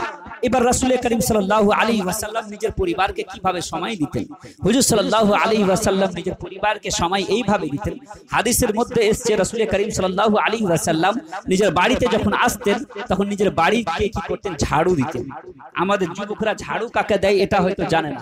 ঝাড়ু দিলে পরে নিজের সম্মান মনে করে যে নিজের সম্মান হয়তো আমার সম্মান নিচু হয়ে যাবে, সম্মানের ব্যাঘাত ঘটবে, সম্মান কমে যাবে, এটা হয়তো মনে করে। বাড়ি ঝাড়ু দেওয়া শুধু মহিলাদের কাজ, এটাই মনে করে। আল্লাহ রাসূল সাল্লাল্লাহু আলাইহি ওয়াসাল্লাম সবজি কাটতেন, রান্না বান্নাতে রাসূল করিম সাল্লাল্লাহু আলাইহি ওয়াসাল্লাম কি করতেন, মহিলাদের সাহায্য করতেন। তারপর রাত্রিবেলা যখন হতো আল্লাহ রাব্বুল আলামিনের দরবারে সাজদায় পড়ে যেতেন, সারা রাত আল্লাহর দরবারে ইবাদত করতেন, আর এমন ইবাদত করতেন যে পা মুবারক পর্যন্ত ফুলে যেত। ছোট্ট বাড়িতে বসে থাকা ছোট্ট বেটি ফাতেমাতুজ জাহরা নিজের মা এবং পিতা হযরতে খাদিজাতুল কুবরা রাদিয়াল্লাহু তাআলা আনহার সারা রাত আল্লাহর প্রেমে মগ্ন হয়ে থাকা দেখতেন, নিজের মাকে আল্লাহর প্রেমে মগ্ন হতে দেখতেন, সারা রাত নামাজ পড়তে দেখতেন এবং উম্মতের জন্য কাঁদতে দেখতেন নিজের মাতা এবং পিতাকে। কে? বাড়িতে ছোট্ট বেটি হযরতে ফাতেমাতুজ জাহরা রাদিয়াল্লাহু তাআলা আনহা যখন নিজের মাতা এবং পিতাকে রাসূল করিম সাল্লাল্লাহু আলাইহি ওয়াসাল্লামকে আল্লাহর প্রেমে মগ্ন হতে এবং উম্মতের প্রেমে কাঁদতে দেখতেন, নিজের মাতাকে দেখতেন, তখন হযরতে ফাতেমাতুজ জাহরা রাদিয়াল্লাহু তাআলা আনহাও সারা রাত আল্লাহর প্রেমে মগ্ন হয়ে থাকতেন, খোদার প্রেমে মগ্ন হয়ে থাকতেন, সারা রাত নামাজ পড়তেন, নামাজের মধ্যে তাহাজ্জুদের মাধ্যমে রাত্রি অতিবাহিত করতেন। এমনকি হযরতে ফাতেমাতুজ জাহরা রাদিয়াল্লাহু তাআলা আনহা দুয়ার মাধ্যমে আল্লাহ রাব্বুল আলামিনের দরবারে ফরিয়াদ করে বলেছিলেন, হে আল্লাহ, এই ফাতেমার জন্য এমন রাত তৈরি করো যে রাতে তোমার এই বান্দি ফাতেমা তোমার দরবারে তৃপ্তি সহকারে সাজদা দিয়ে নিজের দিলকে তৃপ্তি এবং নিজের দিলের মধ্যে শান্তি নিয়ে আসবে, এরকম বড় রাত তৈরি করো। হযরতে ফাতেমাতুজ জাহরা রাদিয়াল্লাহু তাআলা আনহার দিলের মধ্যে, মনের মধ্যে এই যে সাজদার শখ, সাজদার জজবা, সারা রাত আল্লাহ রাব্বুল আলামিনের প্রেমে মগ্ন হয়ে আল্লাহ রাব্বুল আলামিনের দরবারে সাজদা দেওয়ার শখ ও জজবা কোথা থেকে তৈরি হয়েছিল? নিজের বাড়ি থেকে তৈরি হয়েছিল। নিজের পিতা এবং মাতাকে দেখে হযরতে ফাতেমাতুজ জাহরা রাদিয়াল্লাহু তাআলা আনহার দিলের মধ্যে সাজদার শখ ও জজবা তৈরি হয়েছিল এবং হযরতে ফাতেমাতুজ জাহরা রাদিয়াল্লাহু তাআলা আনহাকে দেখে হযরতে আলী রাদিয়াল্লাহু তাআলা আনহুকে সারা রাত আল্লাহর প্রেমে মগ্ন থাকা দেখে হযরত ইমামে হাসান ও হুসেন তিনারাও কি করতেন, সারা রাত নিজের পিতা এবং মাতাকে আল্লাহর প্রেমে মগ্ন থাকা দেখে তিনারাও কি করতেন, আল্লাহ রাব্বুল আলামিনের প্রেমে সারা রাত সাজদা দিয়ে থাকতেন। রাত্রি বেলায় উঠে তাহাজ্জুদ পড়তেন এবং নিজের নানার উম্মতের জন্য আল্লাহ রাব্বুল আলামিনের দরবারে ফরিয়াদ করতেন। তাই দেখা গেছে গোটা দুনিয়ার মাধ্যমে, গোটা দুনিয়ার মধ্যে হযরত ইমামে হোসেন নিজের পিতা এবং মাতা এবং নানা এবং নানির কাছ থেকে যে সিজদা শিখেছেন, সেই সিজদা শিখার পরে সেই সিজদার শৌক ও জজবা ইমামে হাসান ও হুসেনের মধ্যে এমন শৌক ও জজবা তৈরি হয়েছে যে ইমামে হোসেন এমন সাজদা কারবালার প্রান্তরে দিয়েছে যে গোটা দুনিয়াবাসীও সেই রকম সাজদার উদাহরণ আজ পর্যন্ত দিতে পারে। তো সাজদার শৌক ও জজবা কোথা থেকে তৈরি হলো? নিজের বাড়ি থেকে, নিজের পরিবার পরিজনদের দিক থেকে, নিজের পিতা এবং মাতাকে দেখে সাজদার শৌক ও জজবা নিজের সন্তানের মধ্যে গেল। নিজের সন্তান, আপনার সন্তান আপনাকে দেখে কপি করবে। আপনার মেয়ে আপনি মাকে দেখে আপনার মেয়ে আপনাকে কপি করবে। আসুন একজন মায়ের কাহিনী আপনাদেরকে শোনাই। একজন মা নিজের সন্তানকে প্রথম দিন মক্তবে পাঠাচ্ছে। আপনাদের গ্রামে যেমন মক্তব আছে ওই রকম মক্তবে একজন মা নিজের সন্তানকে মক্তবে পাঠাচ্ছে। প্রথম দিন মক্তবে গেছে সে ছেলেটা, 7 বছরের সন্তান। মক্তবে গিয়ে প্রথমবারেই যখন মাওলানা সাহেব জিজ্ঞাসা করছে, বলো বাবা, তো সেই সন্তানটি, সে বাচ্চাটি সূরা ফাতিহা শুনিয়ে দেওয়ার পর আলিফ লাম মিম থেকে শুরু করে 1 পারা 2 পারা করতে করতে 14 পারা পর্যন্ত শুনিয়ে দিল। শিক্ষক হতবাক হয়ে দাঁড়িয়ে গিয়ে জিজ্ঞাসা করতে লাগলো, হে বাচ্চা, তুমি আজকে প্রথম দিন আমার কাছে এসেছো, আর প্রথম দিনেই তুমি 1 থেকে নিয়ে 14 পারা পর্যন্ত শুনিয়ে দিলে।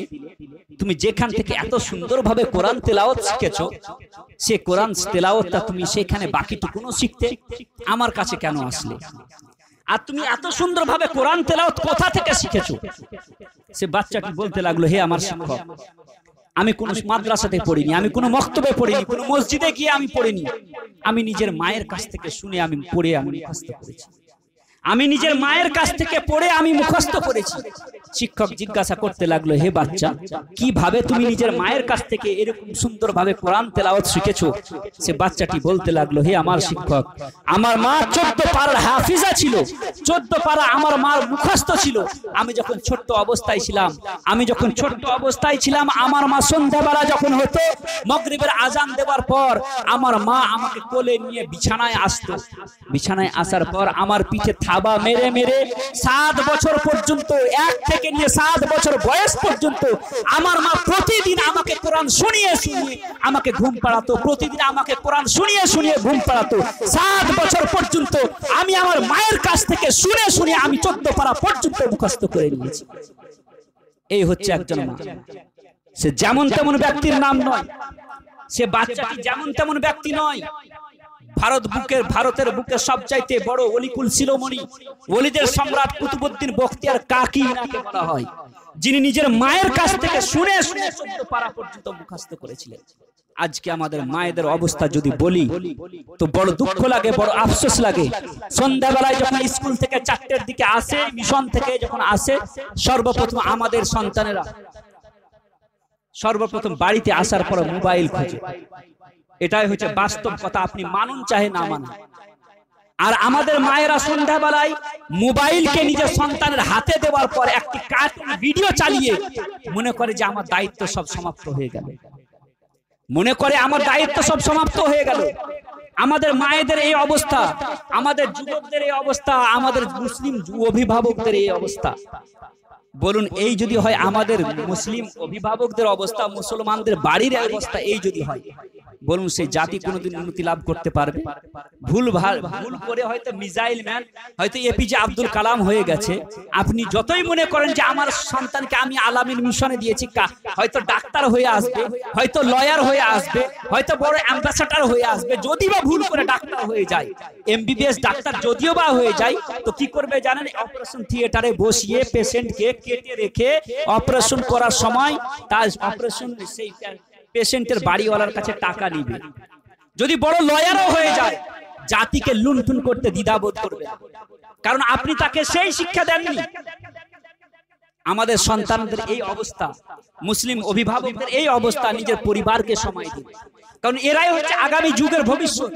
এই সন্তানরা, আমাদের সন্তানরা আগামী দিনে কি হবে? এরাই হবে নেতা, এরাই হবে মন্ত্রী, এরাই হবে আইপিএস অফিসার, এরাই হবে ডিএম, এরাই হবে কালেক্টর, এরাই জাতিকে নেতৃত্ব দিবে। আর তাদের ভবিষ্যৎকে যদি আমি আর আপনি অভিভাবক হয়ে, মা হয়ে, বাপ হয়ে যদি তাদের ভবিষ্যৎকে যদি নষ্ট করি, কিয়ামতের দিনে আমাদেরকে কিন্তু জবাব দিতে হবে। আজকে আমাদের মায়েদের অবস্থা এই যে আমাদের মায়েরা নিজের সন্তানদেরকে লালন পালন করাতে যে বড় ভূমিকা আদায় করতে হয়, সে ভূমিকা কিন্তু আদায় করছে না। মায়েরা যদি চেষ্টা করে, তাহলে আমরা, নেপোলিয়ন বলেন যে তোমরা আমাদেরকে সঠিক মা দাও, আমি জাতিকে সুন্দর ভবিষ্যৎ দেব। নেপোলিয়ন কোনো মুসলমান ছিল না, তবুও তিনি জানতেন যে একটি মা যদি সুন্দর হয়, একটি মায়ের আখলাক চরিত্র যদি সঠিক হয়, এবং মা যদি নিজের সন্তানকে সঠিকভাবে লালন পালন করে, তাহলে সে জাতি কি হবে? জাতি উজ্জ্বল ভবিষ্যৎ দেখতে পাবে। আর যদি মা, একটা উদাহরণ আপনাদেরকে বলি, একটা মা ভালো হওয়ার কারণে, একটা মা সুন্দর হওয়ার কারণে, রাসূল করিম সাল্লাল্লাহু আলাইহি ওয়াসাল্লামের সুন্নাত মোতাবেক চলার কারণে সে 300টি নবীর মা হতে পেরেছিলেন। চারটি খানিক ব্যাপার, 300 নবীর মা হওয়ার সৌভাগ্য অর্জন করেছিলেন। আজকে আমরা বলছি যে আমাদের আগের যুগে আমরা ফাতেমাতুজ জাহরা রাদিয়াল্লাহু তাআলা আনহা, আয়েশা সিদ্দিকা, হযরতে নাফিসা, হযরতে হাসানে বসরি, তারপরে আরো বিভিন্ন আউলিয়ায়ে কেরাম, মানে মহিলাদের আমরা নাম শুনতে পাই, আজকের যুগে শুনতে পাই না। ওলিয়াদের নাম শুনতে পাই, আল্লাহর খোদা বিরু মহিলাদের নাম শুনতে পাওয়া যেত, কিন্তু এখন শুনতে পাওয়া যায়। আজকের যুগে যদি কেউ 5 ওয়াক্ত নামাজ পড়ে এবং সুন্নতে মুস্তাফার প্রতি পাবন্দি করে চলে, হযরতে ফাতেমাতুজ জাহরার নকল করে চলে, ফাতেমাতুজ জাহরার পদঙ্ক অনুসরণ করে চলে, আজকের যুগের মায়েরা যদি কিছু করতে হবে না, যদি শুধু 5 ওয়াক্ত নামাজ পড়ে এরা আর হারাম ও হালাল বেছে খেতে পারে, তাহলে কি হবে? আজকের যুগে হযরতে ফাতেমাতুজ জাহরার নকশে কদমে চলে এবং হযরতে আয়েশা সিদ্দিকার সুন্নতের প্রতি চলে, তো আজকের যুগেও এরা, আমরা তো ইমামে হোসেনকে জন্ম দিতে পারবো না, কিন্তু গৌসে আজমের গোলামকে অবশ্যই জন্ম দিতে পারবো। আমরা আজকেও মুফতি আজম হিন্দকে জন্ম দিতে পারবো না, কিন্তু মুফতি আজমের গোলামদেরকে অবশ্যই জন্ম দিতে পারবো। আজকে কিন্তু আমাদের মায়েরা ভুলে বসে আছে। রমজান মাসেই শুধু আমাদের মায়েরা কোরআন তেলাওয়াত করে, তবুও কেউ করে, কেউ করে না। মায়েদের কথা তো ছাড়ুন, আজকে আমাদের যুবক ভাইরা डॉक्टर इकबाल बोले नहीं तेरा नशे मन कसरे सुल्तानी के गुंबद पर तू शाहीन है बसेरा कर पहाड़ों की चट्टानों में। हे मुसलमान যুবক, তোমার দায়িত্ব আজ রাজপ্রাসাদের সিংহাসনে বসা নয়, তোমার দায়িত্ব হচ্ছে গোটা মুসলমান জাতির নেতৃত্ব দেওয়া। আজ মাস্টারি করা আমরা মনে করছি আমাদের দায়িত্ব, আমরা মনে করছি মুরলি করা আমাদের দায়িত্ব না। আমাদের মুরলি করা কি বিশ্ব নেতৃত্বের আসনে বসিয়ে গোটা পৃথিবীবাসীকে নেতৃত্ব দেওয়া হচ্ছে আমাদের কাজ।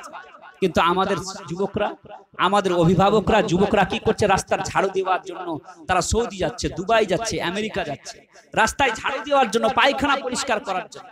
যে জাতির কাজ ছিল, যে যুবকদের কাজ ছিল গোটা পৃথিবীকে নেতৃত্ব দেওয়া, গোটা মুসলমানকে নেতৃত্ব দেওয়া, গোটা মুসলমান সমাজকে সঠিক পথ দেখা, সে যুবকরা আজ কি করছে? রাস্তার ঝাড়ু দেওয়ার জন্য যাচ্ছে সৌদি, দুবাই, কাতার।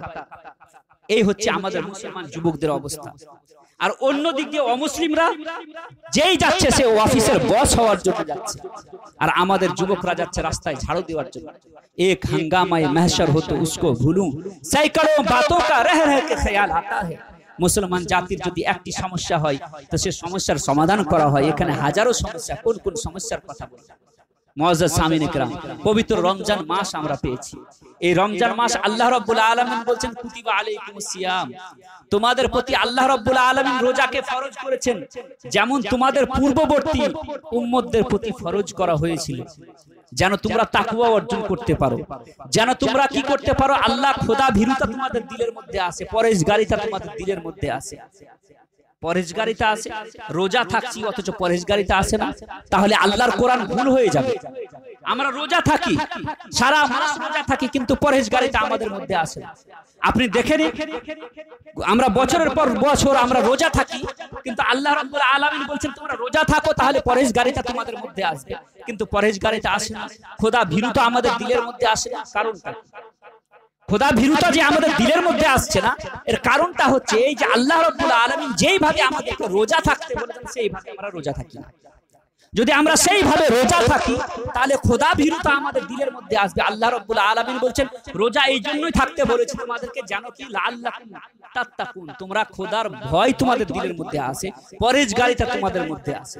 রোজা যেমন চলে যায়, ঈদের নামাজের শেষ, আমাদের মসজিদের মুসল্লিরাও শেষ হয় কি হয় না? আমাদের দেশের মুসল্লিরাও শেষ হয়ে যায়। এই হচ্ছে আমাদের অবস্থা। তাহলে কোরআন ভুল হয়ে যাবে। কোরআন তো বলছে যে তোমরা যদি রমজান মাসে রোজা রাখো, রোজা যে তোমাদের প্রতি ফরজ করা হয়েছে, যেমন তোমাদের পূর্ববর্তী উম্মতদের প্রতি ফরজ ছিল, তো রোজা যদি থাকো তাহলে তোমাদের দিলের মধ্যে পরহেজগারিতা আসবে। তো কই আমাদের দিলের মধ্যে পরহেজগারিতা আসে না? তাহলে জানতে হবে যে কোরআনের মধ্যে ভুল বলা হয়েছে। মাশাআল্লাহ, কোরআন ভুল নয়, বরং আমরা ভুল। আল্লাহ রাব্বুল আলামিন যেইভাবে আমাদেরকে রোজা থাকতে বলেছেন সেইভাবে আমরা রোজা থাকি না। আমরা রোজা থাকি, গুনাহ ছাড়তে পারি না। রোজা থাকি, আমরা 5 ওয়াক্ত নামাজের সঠিকভাবে পাবন্দি করতে পারি না। রোজা থাকি, আমরা হাতের গুনাহ থেকে পবিত্রতা অর্জন করতে পারি না, চোখের গুনাহ থেকে বাঁচতে পারি না, মুখের গুনাহ থেকে বাঁচতে পারি না, পায়ের গুনাহ থেকে বাঁচতে পারি না। তারাবির নামাজ পড়ার পর আমরা বাড়িতে যখন যাই তখন তারাবির নামাজ পড়ে গিয়ে আমরা মোবাইলের মধ্যে, সোশ্যাল মিডিয়ার মধ্যে রাত্রি অতিবাহিত করি। সারা রাত ভোরের যতক্ষণ পর্যন্ত আজান না দেওয়া হয় ততক্ষণ পর্যন্ত আমাদের যুবকরা কি করে? মোবাইলের মধ্যে রাত্রি অতিবাহিত করে উলঙ্গ অর্ধ উলঙ্গ ছবি দেখে এবং নানান রকম ফ্যাশনের মধ্যে জীবন অতিবাহিত করে। আর ফজরের যখন হাইয়া আলাস সালাহ, হাইয়া আলাল ফালাহ, আসসালাতু খায়রুম মিনান নাওম বলে যখন মুয়াজ্জিন যখন আজান দেয়, তখন আমাদের যুবকরা ভোরের ভাত খেয়ে সেহরি খাওয়ার পর বালিশের তলে নিজের মোবাইলকে রেখে দিয়ে ঘুম পাড়ে। আর 10টার সময় কি করেন না, মানহুসের মতো উঠে আর মনে করছেন যে আপনার আমার দিলের মধ্যে পরহেজগারিতা আসবে, কখনো আসবে। এই হচ্ছে আমাদের যুবকদের অবস্থা।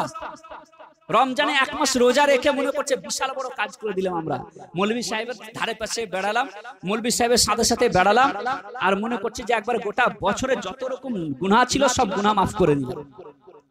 এই নিয়ে দায়িত্ব সমাপ্ত হয়। আল্লাহ রাব্বুল আলামিন এবং আল্লাহ রাব্বুল আলামিনের রাসূল আমাদেরকে যে দায়িত্ব দিয়েছেন, সে দায়িত্ব বড়ই দায়িত্ব। এই দায়িত্ব আমাদেরকে পালন করতে হবে। এটা বড়ই দায়িত্ব আল্লাহ রাসূল সাল্লাল্লাহু আলাইহি ওয়াসাল্লাম আমাদেরকে দিয়েছেন। যুবকদের প্রতি তো বেশি দায়িত্ব আল্লাহ রাব্বুল আলামিন দিয়েছেন। আমরা যুবকরা মনে করছি যে আল্লাহ রাব্বুল আলামিন আমাদেরকে, আমাদের বাপ মা হয়তো ঘুমিয়ে গেছেন, আল্লাহ রাব্বুল আলামিন হয়তো দেখতে পাচ্ছেন না। আপনি চিন্তা করুন ওই রকম দয়ালু আল্লাহকে আমরা পেয়েছি যে আল্লাহ রাব্বুল আলামিন আমাদের বয়স কম হওয়ার কারণে রমজানের মতো একটি মাস দিলেন যেন বেশি বেশি ইবাদত করে আল্লাহ রাব্বুল আলামিনের দরবারে নিজেকে ক্ষমা করিয়ে নিতে পারি, নিজের যত গুনাহ আছে সে গুনাহ থেকে গুনাহ মুক্ত হয়ে যেতে পারি। এবং রমজানের মধ্যে আল্লাহ রাব্বুল আলামিন এমন একটি রাত দিলেন যে রাত হাজার মাসের চাইতে উত্তম, যেন সে হাজার মাসের চাইতে উত্তম রাতে ইবাদত করে নিজের গুনাহ খাতাকে সবকে আল্লাহ রাব্বুল আলামিনের দরবারে ক্ষমা করে নিয়ে পাক ও সাফ হয়ে আল্লাহ রাব্বুল আলামিনের দরবারে যেতে পারি। এইরকম আল্লাহ রাব্বুল আলামিনকে আমরা পেয়েছি যে দয়ালু আল্লাহ আমাদেরকে 70 মায়ের চাইতে বেশি ভালোবাসেন। একটা কথা বলা হয়েছে যে একজন মায়ের ভালোবাসাকে যদি গোটা পৃথিবীর বুকে যদি ছড়ানো হয় তো সে গোটা পৃথিবীর বুকে ছড়িয়েও মায়ের ভালোবাসা কম হবে না। আল্লাহ রাব্বুল আলামিন ওইরকম 70 মায়ের চাইতে বেশি আমাদেরকে ভালোবাসেন। ওইরকম দয়ালু আল্লাহ পেয়ে আমরা যদি সেই আল্লাহকে ভুলে গিয়ে আধুনিকতার মধ্যে নিজের গা ভাসিয়ে বেড়াই আর আধুনিকতার মধ্যে নিজের সফলতাকে খুঁজে বেড়াই, বলুন আল্লাহ রাব্বুল আলামিনের দরবার থেকে রহমত নাজিল হবে না আল্লাহর গজব নাজিল হবে? আল্লাহ রাব্বুল আলামিনের গজব নাজিল হবে আমাদের উপরে। শুধু বেঁচে যাচ্ছি একটাই কারণ, আমরা শেষ নবীর উম্মত, রহমতের নবীর উম্মত। আর আমরা রহমতের নবীর শেষ নবীর উম্মত হওয়ার কারণে আমরা দুনিয়াতে বেঁচে যাচ্ছি। না হলে আমাদের যে আমল, আমাদের যে কর্মকাণ্ড, আমাদের যে কাজ, সেটা দেখার পর আল্লাহ রাব্বুল আলামিন আসমান থেকে আযাব নাজিল করে আমাদেরকে ধ্বংস করে দিতেন এবং আমাদের চাইতে উত্তম উম্মতকে আল্লাহ রাব্বুল আলামিন উত্তম বান্দাকে নিয়ে এসে পেশ করতেন। কিন্তু আমরা বেঁচে যাচ্ছি একটাই কারণে যে আমরা শেষ নবীর উম্মত। আমরা শেষ নবীর উম্মত হওয়ার কারণে যে আমরা বেঁচে যাচ্ছি। না হলে আমাদের যে কাজ সকাল থেকে সন্ধ্যা পর্যন্ত, আমাদের যে আমল, আমরা যে গুনাহের উপরে গুনাহ করে যাই। একজন যুবককে যদি আপনি জিজ্ঞাসা করেন সকাল থেকে সন্ধ্যা পর্যন্ত সারা দিন সারা রাত গুনাহের উপরে গুনাহ করে তারা মনে করছে যে আল্লাহ রাব্বুল আলামিন কিয়ামতের দিনে আমাদেরকে বকশে দিবেন, এটা ভুল ধারণা। এটা ভুল ধারণা হবে। আল্লাহ রাব্বুল আলামিন বলেন আতাইবু মিনাজ যামবি কামাল্লা যামবালা, গুনাহ থেকে তওবা করা ব্যক্তি এমনই যেমন সে কোনোদিন গুনাহই করেনি। আমরা রমজানের মাসে রোজা পেলাম আর রোজা পাওয়ার পর নিজের গুনাহকে যদি মাফ না করাতে পারি, আজকের যুবকদের জন্য বড়ই এবং মানুষের জন্য বড়ই দুঃখের বিষয় যে আমরা গুনাহকে মাফ করাতে পারলাম। 70 বছর 60 বছর বয়স পেয়ে নিলাম আর সে যে সন্তানের জন্য হারাম কাজ করলাম, নামাজ ছাড়লাম, রোজা ছাড়লাম এবং বললাম যে অফিসের কাজের জন্য নামাজ পড়তে পারছি না, সে সন্তানই একদিন আমাদের মুখের দিকে তাকাবে না। কিয়ামতের দিনে আপনারও আমার সন্তান কি করবে না, আমাদের দিকে মুখের দিকে তাকাবে না, নিজের গুনাহ নিয়ে নিজের আমলনামা নিয়ে ব্যস্ত থাকবে। মুআজ্জাজ সামিনে কেরাম, তো এইরকম অবস্থায় আমাদেরকে কি কাজ করতে হবে? আমাদেরকে আল্লাহ রাব্বুল আলামিনের দরবারের দিকে ফিরে আসতে হবে। ফাফিরু ইলাল্লাহ। আল্লাহ রাব্বুল আলামিন বলছেন যে তোমরা আল্লাহ রাব্বুল আলামিনের দরবারের দিকে ফিরে আসো। আল্লাহ সকাল সন্ধ্যা আমাদেরকে ডাক দিয়ে বলছেন, বান্দা সকালে গুনাহ করেছো রাত্রি বেলায়, বা রাত্রে বেলায় গুনাহ করেছো সকাল বেলায়, আমি দয়ালু আল্লাহ তোমার গুনাহকে ক্ষমা করার জন্য আমি প্রস্তুত আছি। আসো আমার দরবারে এসে একবার গুনাহ থেকে তওবা করো। আমি দয়ালু আল্লাহ তোমার গুনাহকে ক্ষমা করার জন্য আমি প্রস্তুত হয়ে আছি। আজ আমরা আল্লাহ রাব্বুল আলামিনের দরবারকে ভুলে গেলাম আর আমরা মনে করছি আমাদের উপরে রহমত বর্ষণ হবে। কখনো না। আল্লাহ রাব্বুল আলামিনের রাসূল বলেন, যখন আল্লাহ এবং তার রাসূলের দরবার থেকে তোমরা বিমুখ হয়ে যাবে তখন তোমাদের মাথার উপরে আমি জালিম শাসককে নিয়োগ করব। আমাদের মাথার উপরে যে জালিম শাসককে নিয়োগ করা হয়েছে এর কারণও হচ্ছে একটাই যে আমরা আল্লাহ এবং তার রাসূলকে ভুলে যাবার কারণে গোটা দুনিয়াতে আজ আমরা লাঞ্ছিত, অপমানিত, পদদলিত। মুআজ্জাজ সামিনে কেরাম, আমি শুধু আর একটি আমাদের মুসলিম যুবকদেরকে আমি শেষ আমার বার্তা দিয়ে আমার বক্তব্য ইতি করে দিব। শেষ আমাদের যুবকদের এবং যুবতীদেরকে শেষ বার্তা, আমরা নিজের সন্তানদের লালন পালন করাতে আর দুটি যে আলবার্ট আইনস্টাইনের কথা সেটা আমি বলতে যাচ্ছিলাম, সেটা হচ্ছে এই যে আমরা আমাদের সন্তানদেরকে যে লালন পালন করব, আমাদের সন্তানকে যে কলেজে, ইউনিভার্সিটি, যে মাস্টারের কাছে দিব, সেগুলোর দিকেও আমাদেরকে লক্ষ্যপাত করতে হবে। যদি আমরা লক্ষ্য না করি তাহলে দেখা যাবে যে আমাদের সন্তানকে যে টিউশন মাস্টারের কাছে দিয়েছি, যে কলেজে, ইউনিভার্সিটি দিয়েছি, সেখানে দেখা যাবে যে আমাদের সন্তানদেরকে সে ইসলামকে ছাড়িয়ে নাস্তিকতার জ্ঞান হয়তো দেওয়া হচ্ছে না, এটার দিকেও আমাদেরকে লক্ষ্য করতে হবে। আমাদের সন্তান এবং সন্ততি কার সাথে উঠছে, কার সাথে বসছে, কার সাথে কলেজ যাচ্ছে, কার সাথে ইউনিভার্সিটি যাচ্ছে, সেটার দিকেও আমাদেরকে লক্ষ্য করতে হবে। আমাদের সন্তানদের হাতে যে আমরা মোবাইল দিয়ে দিয়েছি, মোবাইল নেওয়ার পর সে সন্তান আমার রাত্রিবেলায় জুয়া তো খেলছে না, কলেজে, ইউনিভার্সিটিতে এবং বিভিন্ন কলকাতা বা আলামিন মিশনে পড়তে তো দিয়েছি, সেখানে মোবাইল চালাচ্ছে সোশ্যাল মিডিয়াতে এবং নানান রকম সোশ্যাল মিডিয়াতে এসে নানান রকম অ্যাপসে গিয়ে জুয়াতে নিজের পিতা মাতার নিজের পিতার পরিশ্রমের পয়সাকে নষ্ট তো করছে না। আজকে জুয়ার ঘরে বসে বসে লেপের তলে বসে বসে লেপের তলে শুয়ে শুয়ে আজ ঘরে বসে বসে জুয়া খেলা হচ্ছে, পৃথিবীবাসী কেউ জানতে পারে না। আজকে যুবকরা, আজকে আমাদের স্টুডেন্টসরা, যার যে সন্তানদেরকে লালন পালন করার জন্য আজকে আমাদের অভিভাবকরা, মুসলিম অভিভাবকরা যাদের যে সন্তানদেরকে লালন পালন করে তাদের ভবিষ্যৎকে উজ্জ্বল করার জন্য সারা বছরের সারা মাসের পরিশ্রমের পারিশ্রমিক নিজের সন্তানের উজ্জ্বল ভবিষ্যৎ করার জন্য টাকা পয়সা মানি অর্ডার করে পাঠাচ্ছে, অ্যাকাউন্টে মেরে দিয়ে তাদের ভবিষ্যৎকে উজ্জ্বল করার চেষ্টা করছে। সে সন্তান রাত্রিবেলায় জুয়ার মাধ্যমে নিজের পিতার সে পরিশ্রমের পয়সাকে জুয়ার মাধ্যমে হারছে, নিজের পিতার পয়সাকে অনলাইনে জুয়া এবং লুডো এবং জুপি এবং নানান রকম অ্যাপসে নিজের পিতার পয়সাকে হেরে যাচ্ছে। আসুন একটি হাদিস শোনাই। একজন যুবক রাসূলের দরবারে এসে নালিশ করছে, ইয়া রাসূলুল্লাহ সাল্লাল্লাহু আলাইহি ওয়াসাল্লাম, আমি দুই হাতে ইনকাম করি আর আমার পিতা সেই ইনকামকে কি করে দেয়, ক্ষয় করে দেয়, খরচা করে দেয়। রাসূলের দরবারে একজন পিতা, একজন সন্তান নিজের পিতার বিরুদ্ধে নালিশ করতে এসেছে যে ইয়া রাসূলুল্লাহ সাল্লাল্লাহু আলাইহি ওয়াসাল্লাম, আমি ইনকাম করি আর আমার সন্তান, আমার পিতা আমার সেই ইনকামের পয়সাকে খরচ করে দেয়। রাসূল করিম সাল্লাল্লাহু আলাইহি ওয়াসাল্লাম সেই যুবকের পিতাকে ডেকে পাঠালেন। রাসূল করিম সাল্লাল্লাহু আলাইহি ওয়াসাল্লাম এক সাহাবাকে দিয়ে যখন ডেকে পাঠালেন, সাহাবা সেই ব্যক্তির কাছে গিয়ে বললেন যে হে নবীর সাহাবা, তোমাকে নবী ডেকে পাঠিয়েছেন। সে সাহাবী জিজ্ঞাসা করতে লাগলো, সে পিতা জিজ্ঞাসা করতে লাগলো, এইরকম অটাইমে আমাকে রাসূল করিম সাল্লাল্লাহু আলাইহি ওয়াসাল্লাম ডেকে পাঠিয়েছেন, কারণটা কি? সেখানে কি কেউ আছে? তো সেই সাহাবী বলতে লাগলো, সেখানে তোমার সন্তান বসে আছে, যার কারণে রাসূল করিম সাল্লাল্লাহু আলাইহি ওয়াসাল্লাম তোমাকে ডেকে পাঠিয়েছেন। সেই পিতা জানতে পারলো যে কিসের জন্য আমাকে রাসূল করিম সাল্লাল্লাহু আলাইহি ওয়াসাল্লাম ডেকে পাঠিয়েছেন। সেই পিতা বাড়ি থেকে বের হওয়া মাত্রই নিজের দিলে দিলে মনে মনে কি করতে লাগলো, কবিতা আবৃত্তি করতে লাগলো। তিরমিজি শরীফের হাদিসের মাধ্যমে এসেছে, যদি কেউ সেটাকে সঠিকভাবে মানুষের সম্মুখে উপস্থাপন করে তাহলে কোনো মানুষ না কেঁদে থামতে পারবে না। এমনকি রাসূল করিম সাল্লাল্লাহু আলাইহি ওয়াসাল্লাম সে পিতার দুঃখ দেখে কান্না করেছেন। রাসূল করিম সাল্লাল্লাহু আলাইহি ওয়াসাল্লামের দরবারে আসার পূর্বে সেই পিতা নিজের দিলের মধ্যে মনে মনে কি করতে লাগলো, কবিতা তৈরি করতে করতে সে রাসূলের দরবারের দিকে আগমন, রাসূলের দরবারের দিকে আসতে লাগলো। আস্তে আস্তে রাসূলের দরবারে যেমনই আসা, আল্লাহ রাব্বুল আলামিন জিবরিলের মারফতে বলে পাঠালেন যে হে রাসূল, সেই ব্যক্তি যে ব্যক্তি সেই পিতার মনের কথাটা আগে জিজ্ঞাসা করুন, যে মনের কথা সে জবানেও উচ্চারণ করেনি, শুধু দিলের মধ্যে যে কবিতা আছে আবৃত্তি করেছে, বাড়ি থেকে বের হওয়ার পরে পরে নিজের মনে মনে যে কবিতা বানিয়েছে সে কবিতাটি আপনি শুনুন। রাসূল করিম সাল্লাল্লাহু আলাইহি ওয়াসাল্লাম সেই পিতার আসা মাত্রই তাকে বলতে লাগলো, হে আমার সাহাবী, তুমি বাড়ি থেকে যখন বের হয়েছিলে এবং বের হওয়ার পরে পরে তুমি মনে মনে যে কবিতা বানিয়েছিলে সে কবিতাটি আমাকে পড়ে শোনাও। রাসূল করিম সাল্লাল্লাহু আলাইহি ওয়াসাল্লামের সম্মুখে দাঁড়িয়ে দাঁড়িয়ে সে সাহাবী বলতে লাগলো, ইয়া রাসূলুল্লাহ সাল্লাল্লাহু আলাইহি ওয়াসাল্লাম, আপনি মনের কথাও পড়তে পারেন, মনের কথা জানতে পারেন, আমি তো মুখে উচ্চারণ করিনি, শুধু মনের দিলের মধ্যে আমি দিলে দিলে সে কবিতাটি বানিয়েছি। রাসূল করিম সাল্লাল্লাহু আলাইহি ওয়াসাল্লাম দরবারে সে পিতা বলতে লাগলো যে আমি কবিতার মাধ্যমে এই কথা বলছিলাম, আমি কবিতা এইভাবে আবৃত্তি করছিলাম যে হে আমার সন্তান, আমি একদিন একাই ছিলাম আর মনে মনে ভাবছিলাম যে আমি দুইজন কখন হব, আমি দুইজন হয়ে গেলাম। তোমার মায়ের সাথে আমার বিবাহ হলো, তোমার মায়ের সাথে বিবাহ হওয়ার পর আমি ভাবলাম যে আমার সন্তান কবে হবে, আমরা দুইজন আছি, তিনজন কবে হবে, আমি এই কথা মনে মনে ভাবছিলাম।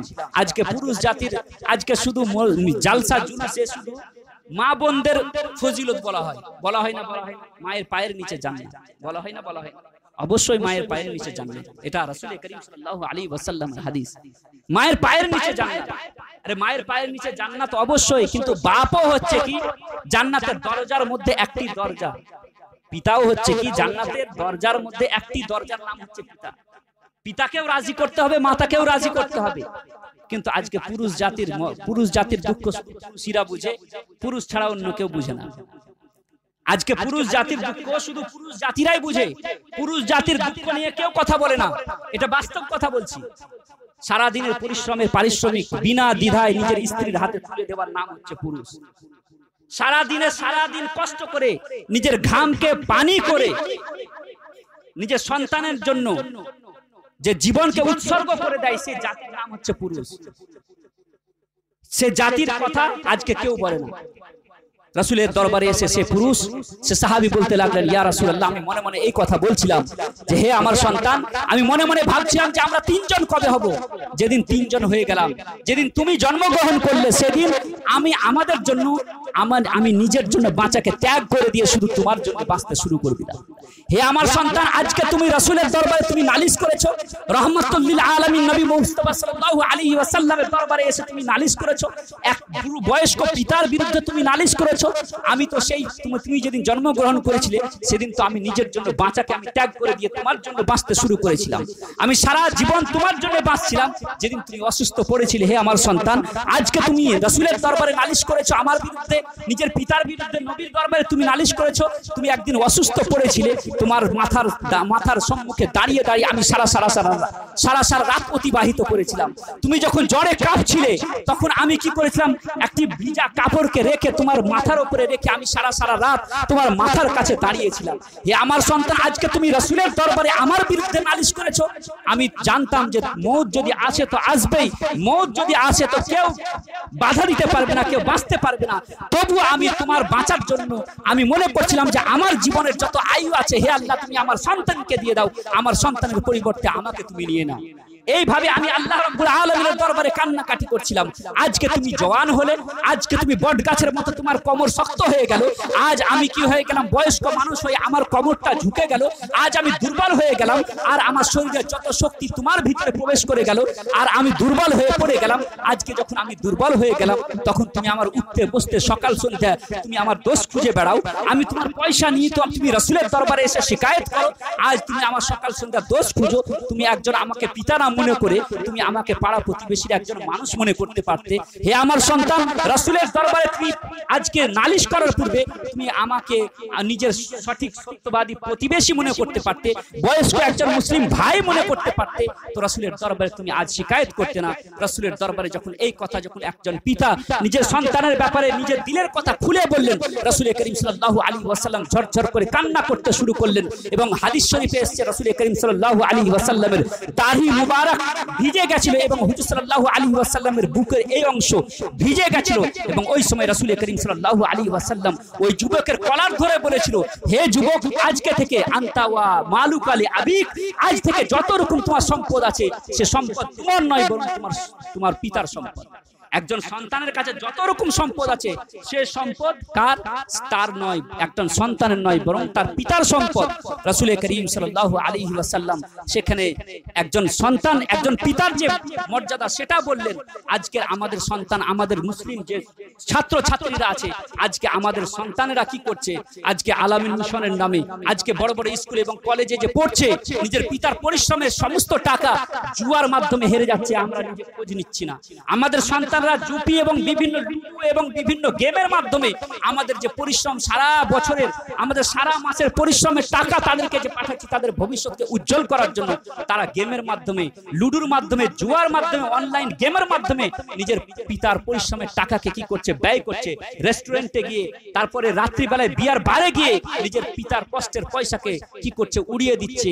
বেরাদার মিল্লাত ইসলামিয়া, আমি মুসলিম অভিভাবকদেরকে এই কথা বলে আমার বক্তব্য ইতি করতে চাই যে নিজের সন্তানদের উঠতে বসতে চলতে ফিরতে সবকিছু জিনিসের প্রতি ধ্যান রাখুন, তাদের চলাফেরার প্রতি চোখ রাখুন, তারা কোথায় উঠছে, কোথায় বসছে, তার বন্ধু বান্ধব কারা, এই দিকে আপনাদেরকে লক্ষ্য রাখতে হবে। এবং আমি মুসলিম ছাত্র ছাত্রীদেরকে, যুবকদেরকে বলবো যে আজকে যদি আমি যদি আমাদের পিতা মাতার সম্পদকে, তাদের পরিশ্রমের পারিশ্রমিককে যদি আমরা এইরকম ভাবে আমরা নষ্ট করি, আগামী প্রজন্ম উঠবে, আমাদেরও আপনারও সন্তান আসবে, যেদিন কি করবে? সেও আপনারও সন্তান আপনার পয়সাকে কি করবে? বিয়ার বারে গিয়ে, রেস্টুরেন্টে গিয়ে এবং বিভিন্ন গেমের মাধ্যমে, জুয়ার মাধ্যমে উড়িয়ে দিবে। আর আপনিও সেই দিন কি করবেন? হাত মলতে থাকবেন, কিছুই করতে পারবেন না। আজকে যা বুনবেন কালকে তা কাটবেন। বিরাদরান মিল্লাত ইসলামিয়া, শেষে আমি এই কথা বলতে চাই যে আধি রুটি খাও, বাচ্চো কো পড়াও। দরকার হলে একবেলা না খেয়ে থাকুন। মা বোনেদেরকে বলবো, ভাই ব্রাদারকে বলবো, মুসলিম অভিভাবককে বলবো যে একবেলা না খেয়ে থাকুন, তবুও নিজের ছেলে মেয়েদেরকে উচ্চ শিক্ষায় শিক্ষিত করে বড় বড় জায়গায় পৌঁছান। আধি রুটি খাও, বাচ্চো কো পড়াও বলা এবং ভাষার মাধ্যমে হয়ে থাকে ভুল ত্রুটি, ক্ষমা প্রার্থী। আমা আলাইনা ইল্লাল বালাগ। আসসালামু আলাইকুম ওয়া রাহমাতুল্লাহি ওয়া বারাকাতুহু।